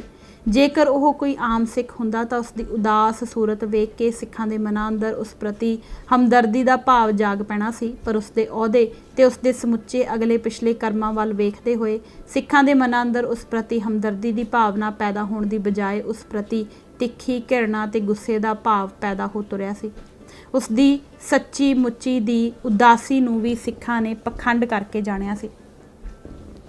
ਇਸ ਵਿੱਚ ਕੋਈ ਅਤਕਥਨੀ ਨਹੀਂ ਹੈ ਕਿ ਨਵੀਂ ਦਿੱਲੀ ਵਾਪਸੀ ਤੇ ਜੈਲ ਸਿੰਘ ਨੇ ਆਪਣੇ ਆਪ ਨੂੰ ਇੱਕ ਕਮਰੇ 'ਚ ਬੰਦ ਕਰ ਲਿਆ ਸੀ ਅਤੇ ਸਭ ਪਬਲਿਕ ਸਮਾਗਮਾਂ ਵਿੱਚ ਸ਼ਾਮਲ ਹੋਣ ਦੇ ਪ੍ਰੋਗਰਾਮ ਮਨਸੂਖ ਕਰ ਦਿੱਤੇ ਸਨ। ਇੰਦਰਾ ਗਾਂਧੀ ਦੇ ਜ਼ੋਰ ਦੇਣ ਤੇ ਵੀ ਉਹ ਅਗਲੇ ਦਿਨ ਨੈਸ਼ਨਲ ਫਿਲਮ ਅਵਾਰਡਸ ਦੇ ਸਮਾਗਮ ਵਿੱਚ ਸ਼ਾਮਲ ਹੋਣ ਲਈ ਰਾਜ਼ੀ ਨਹੀਂ ਸੀ ਹੋਇਆ। ਬਿਨਾਂ ਸ਼ੱਕ ਉਸ ਲਈ ਇਹ ਬਹੁਤ ਹੀ ਵੱਡੇ ਸੰਕਟ ਤੇ ਦੁਬਿਧਾ ਦੀ ਘੜੀ ਸੀ। ਸਿੱਖ ਕੌਮ ਅੰਦਰਲੇ ਮੁੱਠੀ ਭਰ ਰਾਜ ਭਗਤ ਤੱਤਾਂ ਨੂੰ ਛੱਡ ਕੇ ਲਗਭਗ ਸਮੂਹ ਸਿੱਖ ਜਗਤ ਸਿੱਖ ਰਾਸ਼ਟਰਪਤੀ ਕੋਲੋਂ ਦਰਬਾਰ ਸਾਹਿਬ ਉੱਤੇ ਹਮਲੇ ਵਿਰੁੱਧ ਰੋਸ ਜਤਾਉਣ ਲਈ ਕੋਈ ਉਗਰ ਕਦਮ ਉਠਾਏ ਜਾਣ ਦੀ ਕਾਮਨਾ ਅਤੇ ਮੰਗ ਕਰ ਰਿਹਾ ਸੀ। ਦੇਸ਼ ਵਿਦੇਸ਼ ਵਿੱਚੋਂ ਸਿੱਖਾਂ ਵੱਲੋਂ ਸੈਂਕੜੇ ਚਿੱਠੀਆਂ ਤੇ ਤਾਰਾਂ ਰਾਸ਼ਟਰਪਤੀ ਭਵਨ ਪਹੁੰਚ ਰਹੀਆਂ ਸਨ, ਜਿਨ੍ਹਾਂ ਵਿੱਚ ਗਿਆਨੀ ਜੀ ਨੂੰ ਫੌਰੀ ਅਸਤੀਫਾ ਦੇਣ ਦੀਆਂ ਸਿਫਾਰਸ਼ਾਂ ਸਨ। ਦੂਜੇ ਪਾਸੇ ਦੇਸ਼ ਦੀ ਹਿੰਦੂ ਜਨਤਾ ਉਸ ਦੀ ਇਸ ਉਦਾਸੀ ਤੇ ਚੁੱਪ ਨੂੰ ਗਹਿਰੇ ਸ਼ੱਕ ਤੇ ਤਿਰਸਕਾਰ ਦੀ ਨਜ਼ਰ ਨਾਲ ਵੇਖ ਰਹੀ ਸੀ। ਲੋਕ ਦਲ ਦੁਆਰਾ ਜਾਰੀ ਕੀਤੇ ਗਏ ਇੱਕ ਬਿਆਨ ਅੰਦਰ ਰਾਸ਼ਟਰਪਤੀ ਵੱਲੋਂ ਸਾਰੇ ਮਸਲੇ ਬਾਰੇ ਕੋਈ ਨਿੱਤਰਮਾ ਬਿਆਨ ਨਾ ਦੇਣ ਅਤੇ ਫੌਜ ਦੀ ਸ਼ਲਾਘਾ ਵਿੱਚ ਇੱਕ ਵੀ ਸ਼ਬਦ ਨਾ ਉਚਾਰਨ ਉੱਤੇ ਭਾਰੀ ਔਖ ਤੇ ਨਾਰਾਜ਼ਗੀ ਜਤਾਈ ਗਈ ਸੀ। ਇੱਕ RSS ਦੇ ਪੈਰੋਕਾਰ ਪੱਤਰਕਾਰ ਨੇ ਦੇਸ਼ ਦੀ ਹਿੰਦੂ ਜਨਤਾ ਦੀ ਤਤਕਾਲੀ ਮਾਨਸਿਕਤਾ ਦਾ ਚਿੱਤਰਨ ਇਸ ਤਰ੍ਹਾਂ ਕੀਤਾ ਹੈ। ਗੋਲਡਨ ਟੈਂਪਲ ਤੋਂ ਵਾਪਸ ਆਉਣ ਤੋਂ ਬਾਅਦ ਰਾਸ਼ਟਰਪਤੀ ਵੱਲੋਂ ਚੁੱਪ ਵੱਟ ਲੈਣ ਤੇ ਸਾਰਾ ਦੇਸ਼ ਠਠੰਬਰ ਜਿਹਾ ਗਿਆ ਸੀ। ਹਰ ਕੋਈ ਉਸ ਦੇ ਮੂੰਹੋਂ ਸੱਚ ਸੁਣਨ ਲਈ ਉਤਸੁਕ ਸੀ, ਪਰ ਉਹ ਪੂਰੀ ਤਰ੍ਹਾਂ ਖਾਮੋਸ਼ ਸੀ। ਇਸ ਦੌਰਾਨ ਕਈ ਸਾਰੀਆਂ ਅਫਵਾਹਾਂ ਉੱਡ ਰਹੀਆਂ ਸਨ, ਜਿਵੇਂ ਕਿ ਰਾਸ਼ਟਰਪਤੀ ਨੇ ਅੱਜ ਨਹੀਂ ਤਾਂ ਭਲਕੇ ਅਸਤੀਫਾ ਦੇ ਦੇਣਾ ਹੈ ਅਤੇ ਫੌਜ ਵਿੱਚੋਂ ਸਾਰੇ ਸਿੱਖ ਬਗਾਵਤ ਕਰ ਦੇਣਗੇ। ਇਸ ਤਰ੍ਹਾਂ ਜਾਪਣ ਲੱਗ ਪਿਆ ਸੀ ਜਿਵੇਂ ਕੌਮ ਦੀ ਨਬਜ਼ ਖੜੋ ਗਈ ਹੋਵੇ। ਕਾਂਗਰਸੀ ਲੀਡਰ ਜਿਹੜੇ ਆਪਰੇਸ਼ਨ ਬਲੂ ਸਟਾਰ ਦੇ ਫਾਇਦਿਆਂ ਨੂੰ ਚੋਣਾਂ ਦੀ ਦ੍ਰਿਸ਼ਟੀ ਤੋਂ ਵੇਖ ਰਹੇ ਸਨ, ਇਸ ਘਟਨਾਕ੍ਰਮ ਨਾਲ ਉਹ ਸੋਚਾਂ ਵਿੱਚ ਡੁੱਬ ਗਏ ਸਨ ਕਿ ਇਹ ਨਾ ਹੋਵੇ ਕਿ ਸਾਰੀ ਗੱਲ ਪੁੱਠੀ ਹੀ ਪੈ ਜਾਵੇ। ਸਾਰਾ ਦੇਸ਼ ਸਾਹ ਰੋਕੀ ਖੜਾ ਸੀ ਅਤੇ ਰਾਸ਼ਟਰਪਤੀ ਵੱਲੋਂ ਆਪਣੀ ਚੁੱਪ ਤੋੜਨ ਦੀ ਉਡੀਕ ਕਰ ਰਿਹਾ ਸੀ। ਦੇਸ਼ ਨੇ 1975-76 ਵਿੱਚ ਕਿਵੇਂ ਨਾ ਕਿਵੇਂ ਐਮਰਜੈਂਸੀ ਦੀ ਦੁਰਘਟਨਾ ਨੂੰ ਤਾਂ ਸਹਾਰ ਲਿਆ ਸੀ, ਪਰ ਜੂਨ 1984 ਵਿੱਚ ਜੇਕਰ ਰਾਸ਼ਟਰਪਤੀ ਇੱਕ ਵਾਰ ਵੀ ਇੰਨੀ ਗੱਲ ਕਹਿ ਦਿੰਦਾ ਕਿ ਉਹ ਅੰਮ੍ਰਿਤਸਰ ਵਿੱਚ ਕੀਤੀ ਗਈ ਫੌਜੀ ਕਾਰਵਾਈ ਨੂੰ ਠੀਕ ਨਹੀਂ ਮੰਨਦਾ, ਤਾਂ ਦੇਸ਼ ਕੋਲੋਂ ਉਹ ਸੰਕਟ ਸਹਾਰਿਆ ਨਹੀਂ ਜਾਣਾ ਸੀ। ਅਜਿਹੀ ਹਾਲਤ ਵਿੱਚ ਰਾਸ਼ਟਰਪਤੀ ਨੂੰ ਕਿਸੇ ਹੋਰ ਨਾਲ ਨਹੀਂ ਸਗੋਂ ਆਪਣੇ ਹੀ ਮਨ ਦੇ ਨਾਲ ਜੂਝਣਾ ਪੈ ਰਿਹਾ ਸੀ। ਉਸ ਦੇ ਅੰਦਰ ਆਪਣੇ ਧਰਮ ਪ੍ਰਤੀ ਸ਼ਰਧਾ ਅਤੇ ਰਾਸ਼ਟਰਪਤੀ ਦੇ ਫਰਜ਼ਾਂ ਵਿਚਕਾਰ ਯੁੱਧ ਚੱਲ ਰਿਹਾ ਸੀ ਅਤੇ ਅਖੀਰ ਦੇ ਵਿੱਚ ਜਦੋਂ ਫੈਸਲੇ ਦੀ ਘੜੀ ਆਈ ਤਾਂ ਰਾਸ਼ਟਰਪਤੀ ਨੇ ਠੀਕ ਨਿਰਣਾ ਕਰ ਲਿਆ ਸੀ। ਫਰਜ਼ ਭਾਵਨਾਵਾਂ ਉੱਤੇ ਜੇਤੂ ਹੋ ਗਿਆ ਸੀ। ਰਾਸ਼ਟਰਪਤੀ ਨੂੰ ਆਪਣੀ ਮਾਨਸਿਕ ਖਿੱਚੋਤਾਣ ਵਿੱਚੋਂ ਨਿਕਲਣ ਲਈ ਹਫ਼ਤੇ ਦੇ ਕਰੀਬ ਸਮਾਂ ਲੱਗ ਗਿਆ ਸੀ। ਅੰਤ ਵਿੱਚ ਉਸਨੇ ਇੱਕ ਤੁੱਛ ਸਿਆਸਤਦਾਨ ਦੀ ਬਜਾਏ ਇੱਕ ਇਤਿਹਾਸਕ ਨੀਤੀਵਾਨ ਵਾਲਾ ਕਰਮ ਨਿਭਾਇਆ। 1982 ਵਿੱਚ ਗਿਆਨੀ ਜੈਲ ਸਿੰਘ ਨੂੰ ਗ੍ਰਹਿ ਮੰਤਰੀ ਦੀ ਪਦਵੀ ਤੋਂ ਉੱਚਾ ਚੁੱਕ ਕੇ ਰਾਸ਼ਟਰਪਤੀ ਦੇ ਆਸਣ ਤੇ ਬਿਠਾਉਣ ਲਈ ਪ੍ਰਧਾਨ ਮੰਤਰੀ ਨੇ ਜਿਸ ਢੰਗ ਨਾਲ ਆਪਣੀ ਪੂਰੀ ਵਾਹ ਲਾ ਦਿੱਤੀ ਸੀ, ਉਸ ਤੋਂ ਜਾਪਦਾ ਹੈ ਕਿ ਉਸਨੂੰ ਆਪਣੀ ਅੰਤਰ ਦ੍ਰਿਸ਼ਟੀ ਦੀ ਬਦੌਲਤ ਪੰਜਾਬ ਵਿੱਚ ਪੈਦਾ ਹੋਣ ਵਾਲੇ ਸੰਕਟ ਦਾ ਬੋਧ ਉਦੋਂ ਹੀ ਹੋ ਗਿਆ ਸੀ। ਦੇਸ਼ ਦੇ ਸਭ ਨਾਲੋਂ ਉੱਚੇ ਅਹੁਦੇ ਤੇ ਇੱਕ ਸਿੱਖ ਦੀ ਮੌਜੂਦਗੀ ਦਾ ਫਲ 17 ਜੂਨ ਨੂੰ ਉਸ ਵੇਲੇ ਪ੍ਰਾਪਤ ਹੋਇਆ ਜਦੋਂ ਰਾਸ਼ਟਰਪਤੀ ਨੇ ਆਪਣੀ ਚੁੱਪ ਤੋੜੀ ਅਤੇ ਉਹ ਦੇਸ਼ ਦੇ ਪ੍ਰਥਮ ਨਾਗਰਿਕ ਦੀ ਹੈਸੀਅਤ ਵਿੱਚ ਕੌਮ ਨੂੰ ਟੀਵੀ ਤੋਂ ਮੁਖਾਤਬ ਹੋਇਆ।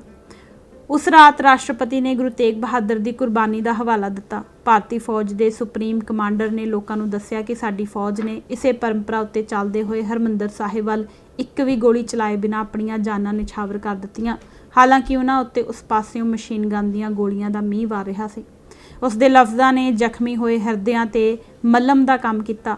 ਨਵ ਭਾਰਤ ਟਾਈਮਜ਼ ਦੇ ਸੰਪਾਦਕ ਰਾਜੇਂਦਰ ਮਾਥਰ ਨੇ ਲਿਖਿਆ ਕਿ ਜੇਕਰ ਪਾਗਲਪਣ ਦਾ ਸ਼ਿਕਾਰ ਹੋਏ ਸਿੱਖ ਅੱਤਵਾਦੀ ਭਾਰਤੀ ਲੋਕਤੰਤਰ ਲਈ ਜ਼ਹਿਰ ਬਣੇ ਹੋਏ ਸਨ ਤਾਂ ਗਿਆਨੀ ਜੈਲ ਸਿੰਘ ਦਾ ਠਰਮਾ ਤੇ ਸੰਜਮ ਉਸ ਅੰਮ੍ਰਿਤ ਵਰਗਾ ਸੀ ਜਿਹੜਾ ਕਿ ਭਾਰਤ ਅੰਦਰ ਕਮਜ਼ੋਰ ਹੋਣ ਦੇ ਬਾਵਜੂਦ ਅਜੇ ਵੀ ਬਚਿਆ ਹੋਇਆ ਹੈ। ਜੂਨ ਦੇ ਇਸ ਮਹੀਨੇ ਸਾਨੂੰ ਅੰਮ੍ਰਿਤਸਰ ਨਾਲੋਂ ਵੀ ਵੱਡਾ ਅੰਮ੍ਰਿਤ ਦਾ ਸੋਮਾ ਲੱਭ ਗਿਆ ਹੈ ਅਤੇ ਗਿਆਨੀ ਜੈਲ ਸਿੰਘ ਦੀ ਜੈ ਜੈਕਾਰ ਕਰਕੇ ਅਸੀਂ ਅਸਲ ਵਿੱਚ ਆਪਣੇ ਅੰਦਰ ਵਸੇ ਅੰਮ੍ਰਿਤਸਰ ਦੀ ਵਾਹ ਕਰ ਰਹੇ ਹਾਂ। ਮੌਤ ਦੀ ਸਿਆਹ ਰਾਤ ਤੋਂ ਬਾਅਦ ਇਹ ਪੌ ਫੁਟਾਲੇ ਦੀ ਪਹਿਲੀ ਕਿਰਨ ਸੀ, ਪਰ ਸਵੇਰ ਅਜੇ ਵੀ ਦੂਰ ਸੀ।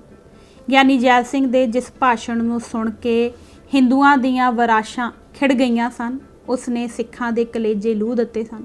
ਇਸ ਭਾਸ਼ਣ ਵਿੱਚ ਉਸਨੇ ਦਰਬਾਰ ਸਾਹਿਬ ਉੱਤੇ ਫੌਜੀ ਹਮਲੇ ਦੀ ਕਾਰਵਾਈ ਦੀ ਪੂਰੀ ਬੇਹਯਾਈ ਨਾਲ ਹਮਾਇਤ ਕੀਤੀ ਸੀ। ਇਸ ਵਿੱਚ ਜਿੱਥੇ ਕੇਂਦਰ ਸਰਕਾਰ ਦੀ ਨੁਕਤਾਚੀਨੀ ਕਰਨ ਤੋਂ ਪੂਰਾ ਪਰਹੇਜ਼ ਕੀਤਾ ਗਿਆ ਸੀ, ਉੱਥੇ ਪੰਜਾਬ ਕਾਂਗਰਸ ਤੇ ਪ੍ਰਸ਼ਾਸਨ ਅੰਦਰਲੇ ਆਪਣੇ ਸ਼ਰੀਕਾਂ ਨੂੰ ਨੀਵਾਂ ਵਿਖਾਉਣ ਦੀ ਨੀਚ ਭਾਵਨਾ ਨਾਲ ਸਾਰਾ ਦੋਸ਼ ਪੰਜਾਬ ਸਰਕਾਰ ਦੇ ਜ਼ਿੰਮੇ ਮੜਨ ਦੀ ਘਟੀਆ ਕੋਸ਼ਿਸ਼ ਕੀਤੀ ਗਈ ਸੀ। ਭਾਵ ਉਸ ਤਰਾਸਦਿਕ ਮਾਹੌਲ ਵਿੱਚ ਵੀ ਗਿਆਨੀ ਜੈਲ ਸਿੰਘ ਆਪਣੀਆਂ ਤੁੱਛ ਬਿਰਤੀਆਂ ਨੂੰ ਲਗਾਮ ਨਹੀਂ ਦੇ ਸਕਿਆ ਸੀ।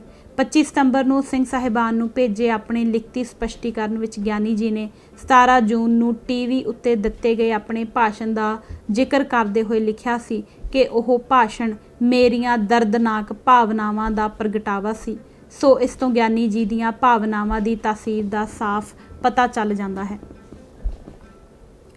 ਇਸ ਪਿਛੋਕੜ ਵਿੱਚ ਸਿੰਘ ਸਾਹਿਬਾਨ ਵੱਲੋਂ ਗਿਆਨੀ ਜੈਲ ਸਿੰਘ ਨੂੰ ਉਸ ਵੱਲੋਂ ਸ਼੍ਰੀ ਅਕਾਲ ਤਖਤ ਸਾਹਮਣੇ ਨਿੱਜੀ ਰੂਪ ਵਿੱਚ ਪੇਸ਼ ਹੋਏ ਬਿਨਾਂ ਹੀ ਸਾਰੇ ਦੋਸ਼ਾਂ ਤੋਂ ਮੁਕਤ ਕਰਾਰ ਦੇ ਦਿੱਤੇ ਜਾਣ ਦੇ ਫੈਸਲੇ ਦਾ ਸਿੱਖ ਪੰਥ ਅੰਦਰੋਂ ਤਿੱਖਾ ਵਿਰੋਧ ਹੋਣਾ ਸੁਭਾਵਿਕ ਸੀ। इस बारे डॉक्टर हरभजन सिंह द्वारा प्रगटाया गया प्रतिकर्म सिख भावनावां दी फबवीं तरजमानी करदा सी। डॉक्टर साहिब होरां लिखिया सी कि जदों सिंह साहिबान ने ਗਿਆਨੀ ਜੈਲ ਸਿੰਘ ਨੂੰ तनखाहिया करार दिता सी तां पहिलां समूह संगतां दी प्रवानगी जां प्रौढ़ता लैनी जरूरी समझी गई सी। खालसा पंथ ने दिलों मनो इसका समर्थन किया।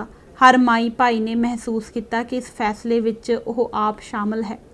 तनख्वाह दा हुक्म वापस लैण वेले सिंह साहिबान ने अपने फैसले दी पहिलां वर्गी प्रवानगी जां प्रौढ़ता सिख संगत तो लैण दी जरूरत महसूस नहीं की। सिंह साहिबान ने ਗਿਆਨੀ जी लई जाती तौर पर हाज़र होकर सफाई पेश करन दी मर्यादा की पालना जरूरी नहीं समझी। इस मामले विच जां तां ਗਿਆਨੀ जी महाराजा रणजीत सिंह तो भी बुलंद मरतबे वाले हन जां सिंह साहिबान विच अकाली फूला सिंह वर्गी दृढ़ता नहीं। सिख लोकाई नूं जापिया कि धर्म सत्ता ने राज सत्ता की रही की है। इस रियायत जां ढिल मठ दे सिट्टे दूर तक जाणगे। ਗਿਆਨੀ जी ने अपनी सफाई विचोलियां राही पेश की। विचोलगिरी की जुगत नाल पिछले दरवाजियों सिख संगत विच शामिल होण वालियां दी सिੱਖੀ भावना सामने सवालिया निशान लगा ही रहेगा। कि ओह सिख संगत विच चौधरी अडरे दिखाई दिंदे रहणगे? कि ओह जिहे पंथ धरोइयां लई नेम वखरे ही रहणगे? सच्चे सतगुरां तेरे दरबार विच ਇਹ दो किस्म के नेम क्यों लागू हैं? इसे तरह मासिक संत सिपाही ने भी इस बारे अपना प्रतिकर्म जताउंदियां लिखिया सी कि सिख संगतां सिंह साहिबान उत्ते इस वक्त किंतु कर रही हैं कि सिंह साहिबान ने ਗਿਆਨੀ ਜੈਲ ਸਿੰਘ की पदवी करके उसका लिहाज किया है, जदों कि अकाल तख्त साहिब की अथारटी सामने हर सिख की इक्को जिही पोजीशन है तो दुनियावी पदवियां दे कोई अर्थ नहीं। सिंह साहिबान नूं एक बार जरूर ਗਿਆਨੀ ਜੈਲ ਸਿੰਘ ਨੂੰ श्री अकाल तख्त साहिब तलब करना चाहिए सी, भावें बाद विच माफ़ी ही दे दिंदे। भावें ਗਿਆਨੀ ਜੈਲ ਸਿੰਘ माफ़ी मिलण उत्ते दरबार साहिब हाज़र होकर संगतां कोलों माफ़ी मंग भी गए हैं, पर आम सिख संगतां दी उस नाल तसल्ली नहीं हुई, क्योंकि आम सिखां दी नज़रां विच अकाल तख्त साहिब की महानता के सामने किसी दुनियावी राष्ट्रपति की कोई महानता नहीं। इंडिया टुडे विच छपी एक रिपोर्ट मुताबक ਗਿਆਨੀ जद अंदर इकट्ठ नूं संबोधन कर रहा सी तां दरबार साहिब दे बाहर नौजवान उस विरुद्ध नारेबाजी कर रहे सन। एक ने कहा, सारी संगत वालों लए गए फैसले नूं आप खुदरे ढंग नाल उलटाउण वाले यह सिंह साहिबान कौन हुंदे हन?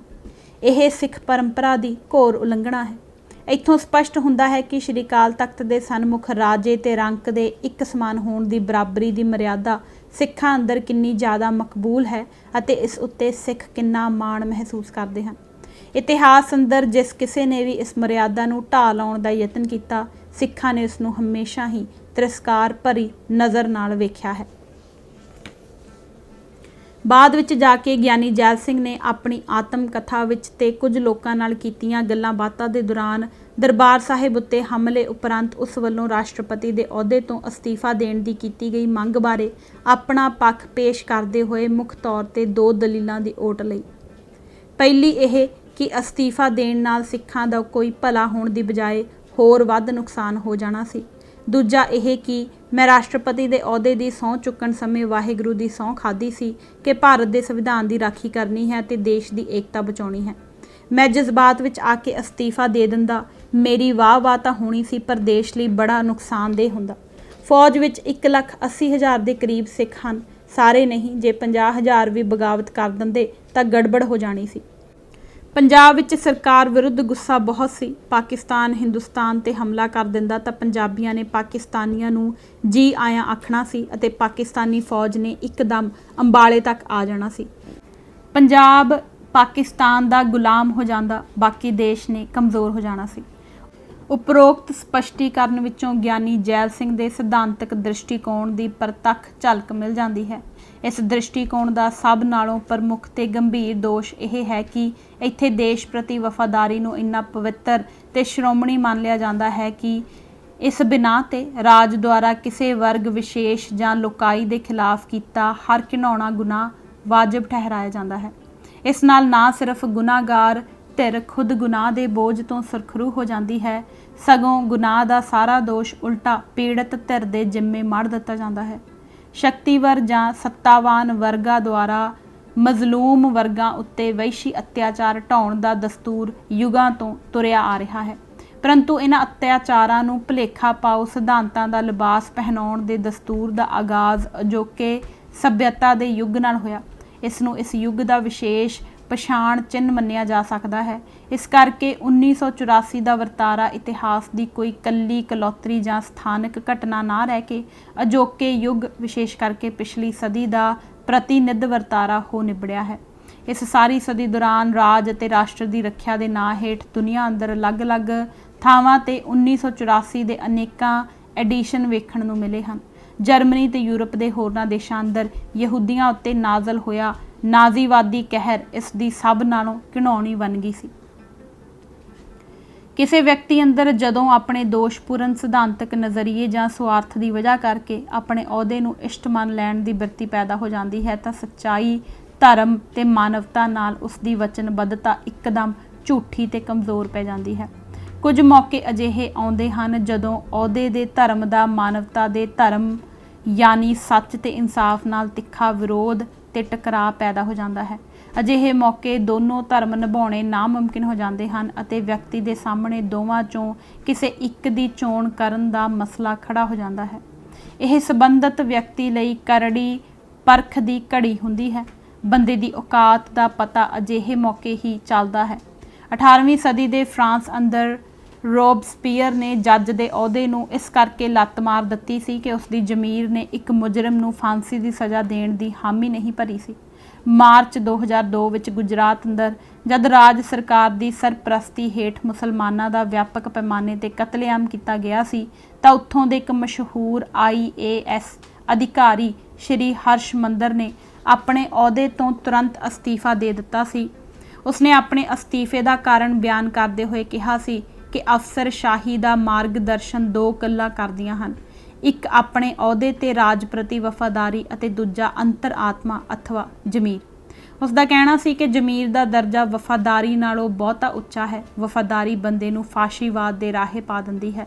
जद दरबार साहिब उत्ते फौजी हमले की कार्रवाई जारी सी तां जनरल कुलदीप सिंह बराड़ ने अमृतसर के चुफेरे तैनात की गई बार्डर सिक्योरिटी फोर्स के DIG सरदार GS पंधेर नूं अमृतसर वाल वध रहे सिखां दे निहत्थे काफले उत्ते गोली चलाउण दा हुक्म दे दिता सी। पर सरदार पंधेर ने जनरल बराड़ कोलों लिखती आदेशों की मंग करन दा फाना खड़ा करके उस वल्लों मूँह जबानी दिते हुक्मां की पालना करन तो इनकार कर दिता सी। भावें इस हुक्म अदूली बदले उसनूं मौके ते ही जनरल बराड़ दे तत्ते बोल तां सहणे पए अते बाद विच 1 महीने की जबरन छुट्टी ते तोर दिते जाण दे नाल ही जांच पड़तालां दे लम्मे खलजगण विचों दी भी लंघना पिया। पर उसनूं ग्यानी जैल सिंह वर्गे जमीर फरोश लोकां दी तरह अपनी कौम ते जमीर दे सन्मुख शर्मशार नहीं सी होना पिया। सेवा मुक्त होने उपरंत सरदार पंधेर ने एक अहम तत्थ का खुलासा करदिआं दस्सिया कि 1 जून नूं मेरे रेडियो ऑपरेटर ने मैनूं यह इतलाह दी कि नवीं दिल्ली तो हुक्म होया है कि दरबार साहिब कंपलैक्स उत्ते गोलीबारी की जाए तां जो खाड़कुआं दे मोर्चियां की निशानदेही की जा सके। मैं इस हुक्म की तामील करन तो जवाब दे दिता क्योंकि कंपलैक्स अंदर आम श्रद्धालु तुर फिर रहे सन। सरदार पंधेर के जवाब देण ते उस दिन CRPF ने लगातार 7 घंटे गोलीबारी की सी जिस नाल 11 सिख हलाक ते दर्जना जख्मी हो गए सन। इसे ही तरह अमृतसर के तत्काली डिप्टी कमिश्नर सरदार गुरदेव सिंह बराड़ ने भी वफादारी नालों अपनी जमीर का कहा मानते हुए 2 जून की शाम नूं पंजाब के गवर्नर नूं फोन करके दरबार साहिब उत्ते हमला करन दे पाप विच भाईवाल बनन तो अपनी असमर्था प्रगट कर दित्ती सी जिस करके उसनूं तुरंत लंबी छुट्टी ते भेज दिता गया सी। जदों कि जमीर नालों वफादारी नूं तरजीह देण वाले एक होर सिख अफसर सरदार रमेश इंदर सिंह ने यह जिम्मेवारी हस के कबूल कर ली सी। सरदार अमरीक सिंह पूनी, हरदयाल सिंह, गुरप्रताप सिंह शाही, रजिंदर सिंह, स्वर्ण सिंह बोपाराय वर्गे सिख IAS अफसरां ने दरबार साहिब उत्ते हमले तो बाद सिख कौम उत्ते भारती हाकमां दे जुल्मां विच भाईवाल बनन दी थावें छुट्टी ते चले जाण दी सुखाली जुगत अपना लई सी। सरदार सिमरनजीत सिंह मान ते सरदार हरिंदर सिंह खालसा ਵੱਲੋਂ अपने उच्चे अहुदिਆਂ ਨੂੰ ਲੱਤ ਮਾਰ ਦੇਣ ਦੇ तत्थ तो सिख कौम का बच्चा बच्चा जाणू है। इस गल विच कोई शक नहीं है कि ग्यानी जैल सिंह का अहुदा बहुत उच्चा सी अते उसके अस्तीफे नाल देश के राजसी प्रबंधकी ढांचे अंदर वड्डी उथल पुथल मच जानी सी। ਜਿਹੜੇ सिख अपने अहुदे त्यागण तो जको तकी विच पाए हुए सन इस नाल उन्हां नूं तकड़ा हुलारा मिलना सी। जुलाई 1984 के महीने ਇੱਕ ਸੀਨੀਅਰ ਕਾਂਗਰਸੀ ਸਿੱਖ ਲੀਡਰ ਨੇ ਹਰਬੀਰ ਸਿੰਘ ਭੰਵਰ ਨਾਲ ਦਿਲ ਦੀ ਗੱਲ ਸਾਂਝੀ ਕਰਦੇ ਹੋਏ ਦੱਸਿਆ ਸੀ ਕਿ ਸਾਨੂੰ ਖਿਆਲ ਸੀ ਕਿ ਗਿਆਨੀ ਜੀ ਅਸਤੀਫਾ ਦੇ ਦੇਣਗੇ। ਅਸੀਂ ਸਾਰੇ ਕਾਂਗਰਸੀ ਉਹਨਾਂ ਵੱਲ ਹੀ ਵੇਖ ਰਹੇ ਸੀ। ਜੇ ਗਿਆਨੀ ਜੀ ਅਸਤੀਫਾ ਦੇ ਦਿੰਦੇ ਤਾਂ ਲਗਭਗ ਸਾਰੇ ਕਾਂਗਰਸੀ ਸਿੱਖਾਂ ਨੇ ਕਾਂਗਰਸ ਤੋਂ ਅਸਤੀਫਾ ਦੇ ਦੇਣਾ ਸੀ ਅਤੇ ਫੌਜ ਤੇ ਹਵਾਈ ਫੌਜ ਵਿੱਚ ਵੀ ਸਿੱਖਾਂ ਨੇ ਵੱਡੇ ਪੱਧਰ ਤੇ ਬਗਾਵਤ ਕਰ ਦੇਣੀ ਸੀ, ਜੋ ਸਰਕਾਰ ਨੂੰ ਸਾਂਭਣੀ ਔਖੀ ਹੋ ਜਾਣੀ ਸੀ। ਸਿੱਖਾਂ ਦੇ ਮਨ ਦੀ ਇਹ ਕਾਮਨਾ ਜੇ ਕਿਤੇ ਪੂਰੀ ਹੋ ਜਾਂਦੀ ਤਾਂ ਗਿਆਨੀ ਜੈਲ ਸਿੰਘ ਦਾ ਸਿੱਖ ਕੌਮ ਅੰਦਰ ਮਰਾਤਬਾ ਸੱਚਮੁੱਚ ਹੀ ਬਹੁਤ ਬੁਲੰਦ ਹੋ ਜਾਂਦਾ। ਪਰ ਗਿਆਨੀ ਜੈਲ ਸਿੰਘ ਦੇ ਭਾਗਾਂ ਵਿੱਚ ਇਹ ਜਸ ਖੱਟਣਾ ਨਹੀਂ ਲਿਖਿਆ ਸੀ, ਜਾਂ ਫਿਰ ਇੱਥੇ ਡਾਕਟਰ ਦਲੀਪ ਕੌਰ ਟਿਵਾਣਾ ਦੀ ਇੱਕ ਵੱਖਰੇ ਪ੍ਰਸੰਗ ਵਿੱਚ ਕਹੀ ਗਈ ਇਹ ਗੱਲ ਸੱਚ ਹੋ ਨਿਬੜੀ ਹੈ ਕਿ ਦਾਦੀ ਆਖਦੀ ਹੁੰਦੀ ਸੀ, ਫੁੱਟੇ ਭਾਂਡੇ ਵਿੱਚੋਂ ਸਾਬਤ ਆਵਾਜ਼ ਨਹੀਂ ਆ ਸਕਦੀ। ਮਤਲਬ ਹੈ ਤੁਸੀਂ ਕੁਝ ਵੀ ਆਪਣੇ ਆਪ ਤੋਂ ਵੱਡਾ ਨਹੀਂ ਕਰ ਸਕਦੇ। ਸੋ ਸਾਰੀ ਗੱਲ ਦਾ ਤੋੜਾ ਇੱਥੇ ਆ ਕੇ ਝੜਦਾ ਹੈ ਕਿ ਗਿਆਨੀ ਜੈਲ ਸਿੰਘ ਬਹੁਤ ਹੀ ਛੋਟਾ ਤੇ ਹਲਕਾ ਬੰਦਾ ਸੀ, ਜਿਸ ਕੋਲੋਂ ਕੌਮ ਵਾਸਤੇ ਕਿਸੇ ਵੱਡੀ ਕੁਰਬਾਨੀ ਦੀ ਉਮੀਦ ਕਰਨੀ ਫਜ਼ੂਲ ਤੇ ਨਿਰਆਧਾਰ ਸੀ। ਫੌਜ ਦੀ ਵਾਪਸੀ। ਸਰਕਾਰ ਨੇ ਅਕਾਲ ਤਖਤ ਸਾਹਿਬ ਤੇ ਹੋਰਨਾਂ ਇਮਾਰਤਾਂ ਦੀ ਮੁਰੰਮਤ ਦਾ ਕੰਮ ਤੱਦੀ ਨਾਲ ਨੇਪਰੇ ਚਾੜ ਲੈਣ ਤੋਂ ਬਾਅਦ ਦਰਬਾਰ ਸਾਹਿਬ ਚੋਂ ਫੌਜ ਹਟਾ ਲੈਣ ਦਾ ਸਿਲਸਿਲਾ ਆਰੰਭ ਕਰ ਦਿੱਤਾ ਸੀ। ਦਰਬਾਰ ਸਾਹਿਬ ਚੋਂ ਸਾਰੀ ਫੌਜ ਨੂੰ ਇੱਕੋ ਵਾਰੀ ਬਾਹਰ ਕੱਢ ਲੈਣ ਦੀ ਬਜਾਏ ਇਹ ਅਮਲ ਹੌਲੀ-ਹੌਲੀ ਅਤੇ ਕਿਸ਼ਤਾਂ ਵਿੱਚ ਨੇਪਰੇ ਚਾੜਿਆ ਗਿਆ। ਸਰਕਾਰ ਵੱਲੋਂ ਹਰ ਕਦਮ ਪੂਰੀ ਤਿਆਰੀ ਤੇ ਸਾਵਧਾਨੀ ਨਾਲ ਚੁੱਕਿਆ ਗਿਆ। 28 ਸਤੰਬਰ ਨੂੰ ਗਵਰਨਰ ਦੇ ਸਲਾਹਕਾਰ R.V. ਸੁਬਰਾਮਨੀਅਮ ਨੇ ਤੋਸ਼ੇਖਾਨੇ ਦੀਆਂ ਚਾਬੀਆਂ ਸਿੰਘ ਸਾਹਿਬਾਨ ਨੂੰ ਸੌਂਪ ਦਿੱਤੀਆਂ, ਪਰ ਸਰਾਵਾਂ ਤੇ ਦਫ਼ਤਰਾਂ ਵਾਲਾ ਹਿੱਸਾ ਫੌਜ ਦੇ ਕਬਜ਼ੇ ਵਿੱਚ ਹੀ ਰਹਿਣ ਦਿੱਤਾ ਗਿਆ। ਸਿੰਘ ਸਾਹਿਬਾਨ ਨੇ ਦਰਬਾਰ ਸਾਹਿਬ ਕੰਪਲੈਕਸ ਵਿੱਚੋਂ ਫੌਜ ਨੂੰ ਪੂਰਨ ਰੂਪ ਵਿੱਚ ਬਾਹਰ ਕੱਢ ਲੈਣ ਦੀ ਮੰਗ ਮਨਵਾਉਣ ਤੋਂ ਬਿਨਾਂ ਹੀ ਅੱਧੇ ਹਿੱਸੇ ਦਾ ਚਾਰਜ ਮਿਲ ਜਾਣ ਤੇ ਆਪਣੀ ਸੰਤੁਸ਼ਟੀ ਤੇ ਸਹਿਮਤੀ ਪ੍ਰਗਟਾ ਦਿੱਤੀ ਅਤੇ ਸਿੱਖ ਸੰਗਤਾਂ ਨੂੰ ਭਰੋਸੇ ਵਿੱਚ ਲਏ ਬਗੈਰ ਹੀ ਆਪ ਹੁਦਰੇ ਢੰਗ ਨਾਲ 1 ਅਕਤੂਬਰ ਦਾ ਰੋਸ ਮਾਰਚ ਰੱਦ ਕਰ ਦੇਣ ਅਤੇ ਇਸ ਦੀ ਜਗ੍ਹਾ ਪੰਥ ਦੀ ਮਹਾਨ ਜਿੱਤ ਦੀ ਖੁਸ਼ੀ ਵਿੱਚ ਅਕਾਲ ਪੁਰਖ ਤੇ ਸਤਿਗੁਰਾਂ ਦਾ ਸ਼ੁਕਰਾਨਾ ਕਰਨ ਲਈ 1 ਅਕਤੂਬਰ ਨੂੰ ਸ਼ੁਕਰਾਨਾ ਦਿਵਸ ਮਨਾਉਣ ਦਾ ਐਲਾਨ ਕਰ ਦਿੱਤਾ। ਸਿੱਖ ਸੰਗਤਾਂ ਦੇ ਮਨਾਂ ਅੰਦਰ ਸਿੰਘ ਸਾਹਿਬਾਨ ਦੇ ਖਿਲਾਫ ਪਹਿਲਾਂ ਹੀ ਬੇਭਰੋਸਗੀ ਤੇ ਨਾਰਾਜ਼ਗੀ ਦਾ ਰੌਂ ਬਣਿਆ ਹੋਇਆ ਸੀ। ਸਰਕਾਰ ਨਾਲ ਉਹਨਾਂ ਦੀ ਗੁਪਤ ਸਾਂਢ ਗਾਂਢ ਬਾਰੇ ਚਰਚਾ ਆਮ ਹੋਣ ਲੱਗ ਪਈ ਸੀ ਅਤੇ ਸਿੰਘ ਸਾਹਿਬਾਨ ਵੱਲੋਂ ਗਿਆਨੀ ਜੈਲ ਸਿੰਘ ਨੂੰ ਅਕਾਲ ਤਖਤ ਸਾਹਿਬ ਵਿਖੇ ਹਾਜ਼ਰ ਹੋਏ ਬਿਨਾਂ ਹੀ ਦੋਸ਼ ਮੁਕਤ ਕਰ ਦੇਣ ਦੀ ਕਾਰਵਾਈ ਨਾਲ ਸਿੱਖਾਂ ਦੇ ਮਨਾਂ ਅੰਦਰ ਬਣੇ ਸ਼ੰਕੇ ਹੋਰ ਗੂੜੇ ਹੋ ਗਏ ਸਨ। ਸੰਤ ਸਿਪਾਹੀ ਨੇ ਸਿੱਖਾਂ ਦੇ ਮਨੋਭਾਵਾਂ ਦੀ ਤਰਜਮਾਨੀ ਕਰਦੇ ਹੋਏ ਲਿਖਿਆ ਸੀ ਕਿ ਸਿੰਘ ਸਾਹਿਬਾਨ ਦਾ ਜੋ ਸਮਝੌਤਾ ਸਰਕਾਰ ਨਾਲ ਹੋਇਆ ਹੈ, ਜਾਂ ਇੰਜ ਆਖੀਏ ਕਿ ਜੋ ਸਮਝੌਤਾ ਅਕਾਲੀ ਲੀਡਰਸ਼ਿਪ ਨੇ ਸਰਕਾਰ ਨਾਲ ਕਰਕੇ ਸਿੰਘ ਸਾਹਿਬਾਨ ਦੀ ਉਸ ਉੱਤੇ ਮੋਹਰ ਲਗਵਾਈ ਹੈ, ਉਹ ਗੁਪਤ ਰੱਖਿਆ ਗਿਆ ਹੈ। ਅਖਬਾਰਾਂ ਵਿੱਚ ਛਪੀਆਂ ਖਬਰਾਂ ਤੋਂ ਇੰਜ ਭਾਸਦਾ ਹੈ ਕਿ ਸਿੰਘ ਸਾਹਿਬਾਨ ਨੇ ਸਰਕਾਰ ਨੂੰ ਯਕੀਨ ਦਿਵਾਇਆ ਹੈ ਕਿ ਜੇ ਦਰਬਾਰ ਸਾਹਿਬ ਉਹਨਾਂ ਨੂੰ ਦੇ ਦਿੱਤਾ ਜਾਵੇ ਤਾਂ ਉਹ ਇੱਥੇ ਰਾਜਸੀ ਤੇ ਖਾਲਿਸਤਾਨੀ ਸਰਗਰਮੀਆਂ ਨਹੀਂ ਹੋਣ ਦੇਣਗੇ। ਇਸ ਤੋਂ ਇਲਾਵਾ ਭਾਵੇਂ ਸਰਕਾਰ ਨੇ ਸ਼੍ਰੀ ਦਰਬਾਰ ਸਾਹਿਬ, ਸ਼੍ਰੀ ਅਕਾਲ ਤਖਤ ਸਾਹਿਬ ਤੇ ਲੰਗਰ ਦੀ ਇਮਾਰਤ ਪੰਥ ਦੇ ਹਵਾਲੇ ਕਰ ਦਿੱਤੀ ਸੀ, ਪਰ ਸ਼੍ਰੋਮਣੀ ਗੁਰਦੁਆਰਾ ਪ੍ਰਬੰਧਕ ਕਮੇਟੀ ਦਾ ਦਫ਼ਤਰ ਤੇ ਸਾਰੀਆਂ ਸਰਾਵਾਂ ਉੱਤੇ ਹਾਲੀ ਵੀ ਨੀਮ ਫੌਜੀ ਜਥੇਬੰਦੀਆਂ ਦਾ ਕਬਜ਼ਾ ਸੀ। ਇਸ ਕਰਕੇ ਆਮ ਲੋਕਾਂ ਨੂੰ ਅੰਦਰ ਖਾਤੇ ਹੋਏ ਕਿਸੇ ਸਮਝੌਤੇ ਉੱਤੇ ਤਸੱਲੀ ਨਹੀਂ ਸੀ। 1 ਅਕਤੂਬਰ ਦੇ ਰੋਸ ਮਾਰਚ ਉੱਤੇ ਸਰਕਾਰ ਵੱਲੋਂ ਪਾਬੰਦੀ ਲਾ ਦਿੱਤੇ ਜਾਣ ਦੇ ਡਰ ਤੋਂ ਸਿੱਖ ਸੰਗਤਾਂ 3-4 ਦਿਨ ਪਹਿਲਾਂ ਹੀ ਗੁਰਦੁਆਰਾ ਸ਼ਹੀਦਾਂ ਵਿਖੇ ਪਹੁੰਚਣੀਆਂ ਸ਼ੁਰੂ ਹੋ ਚੁੱਕੀਆਂ ਸਨ। ਸੰਗਤਾਂ ਅੰਦਰ ਰੋਸ ਮਾਰਚ ਲਈ ਭਾਰੀ ਉਤਸ਼ਾਹ ਬਣਿਆ ਹੋਇਆ ਸੀ।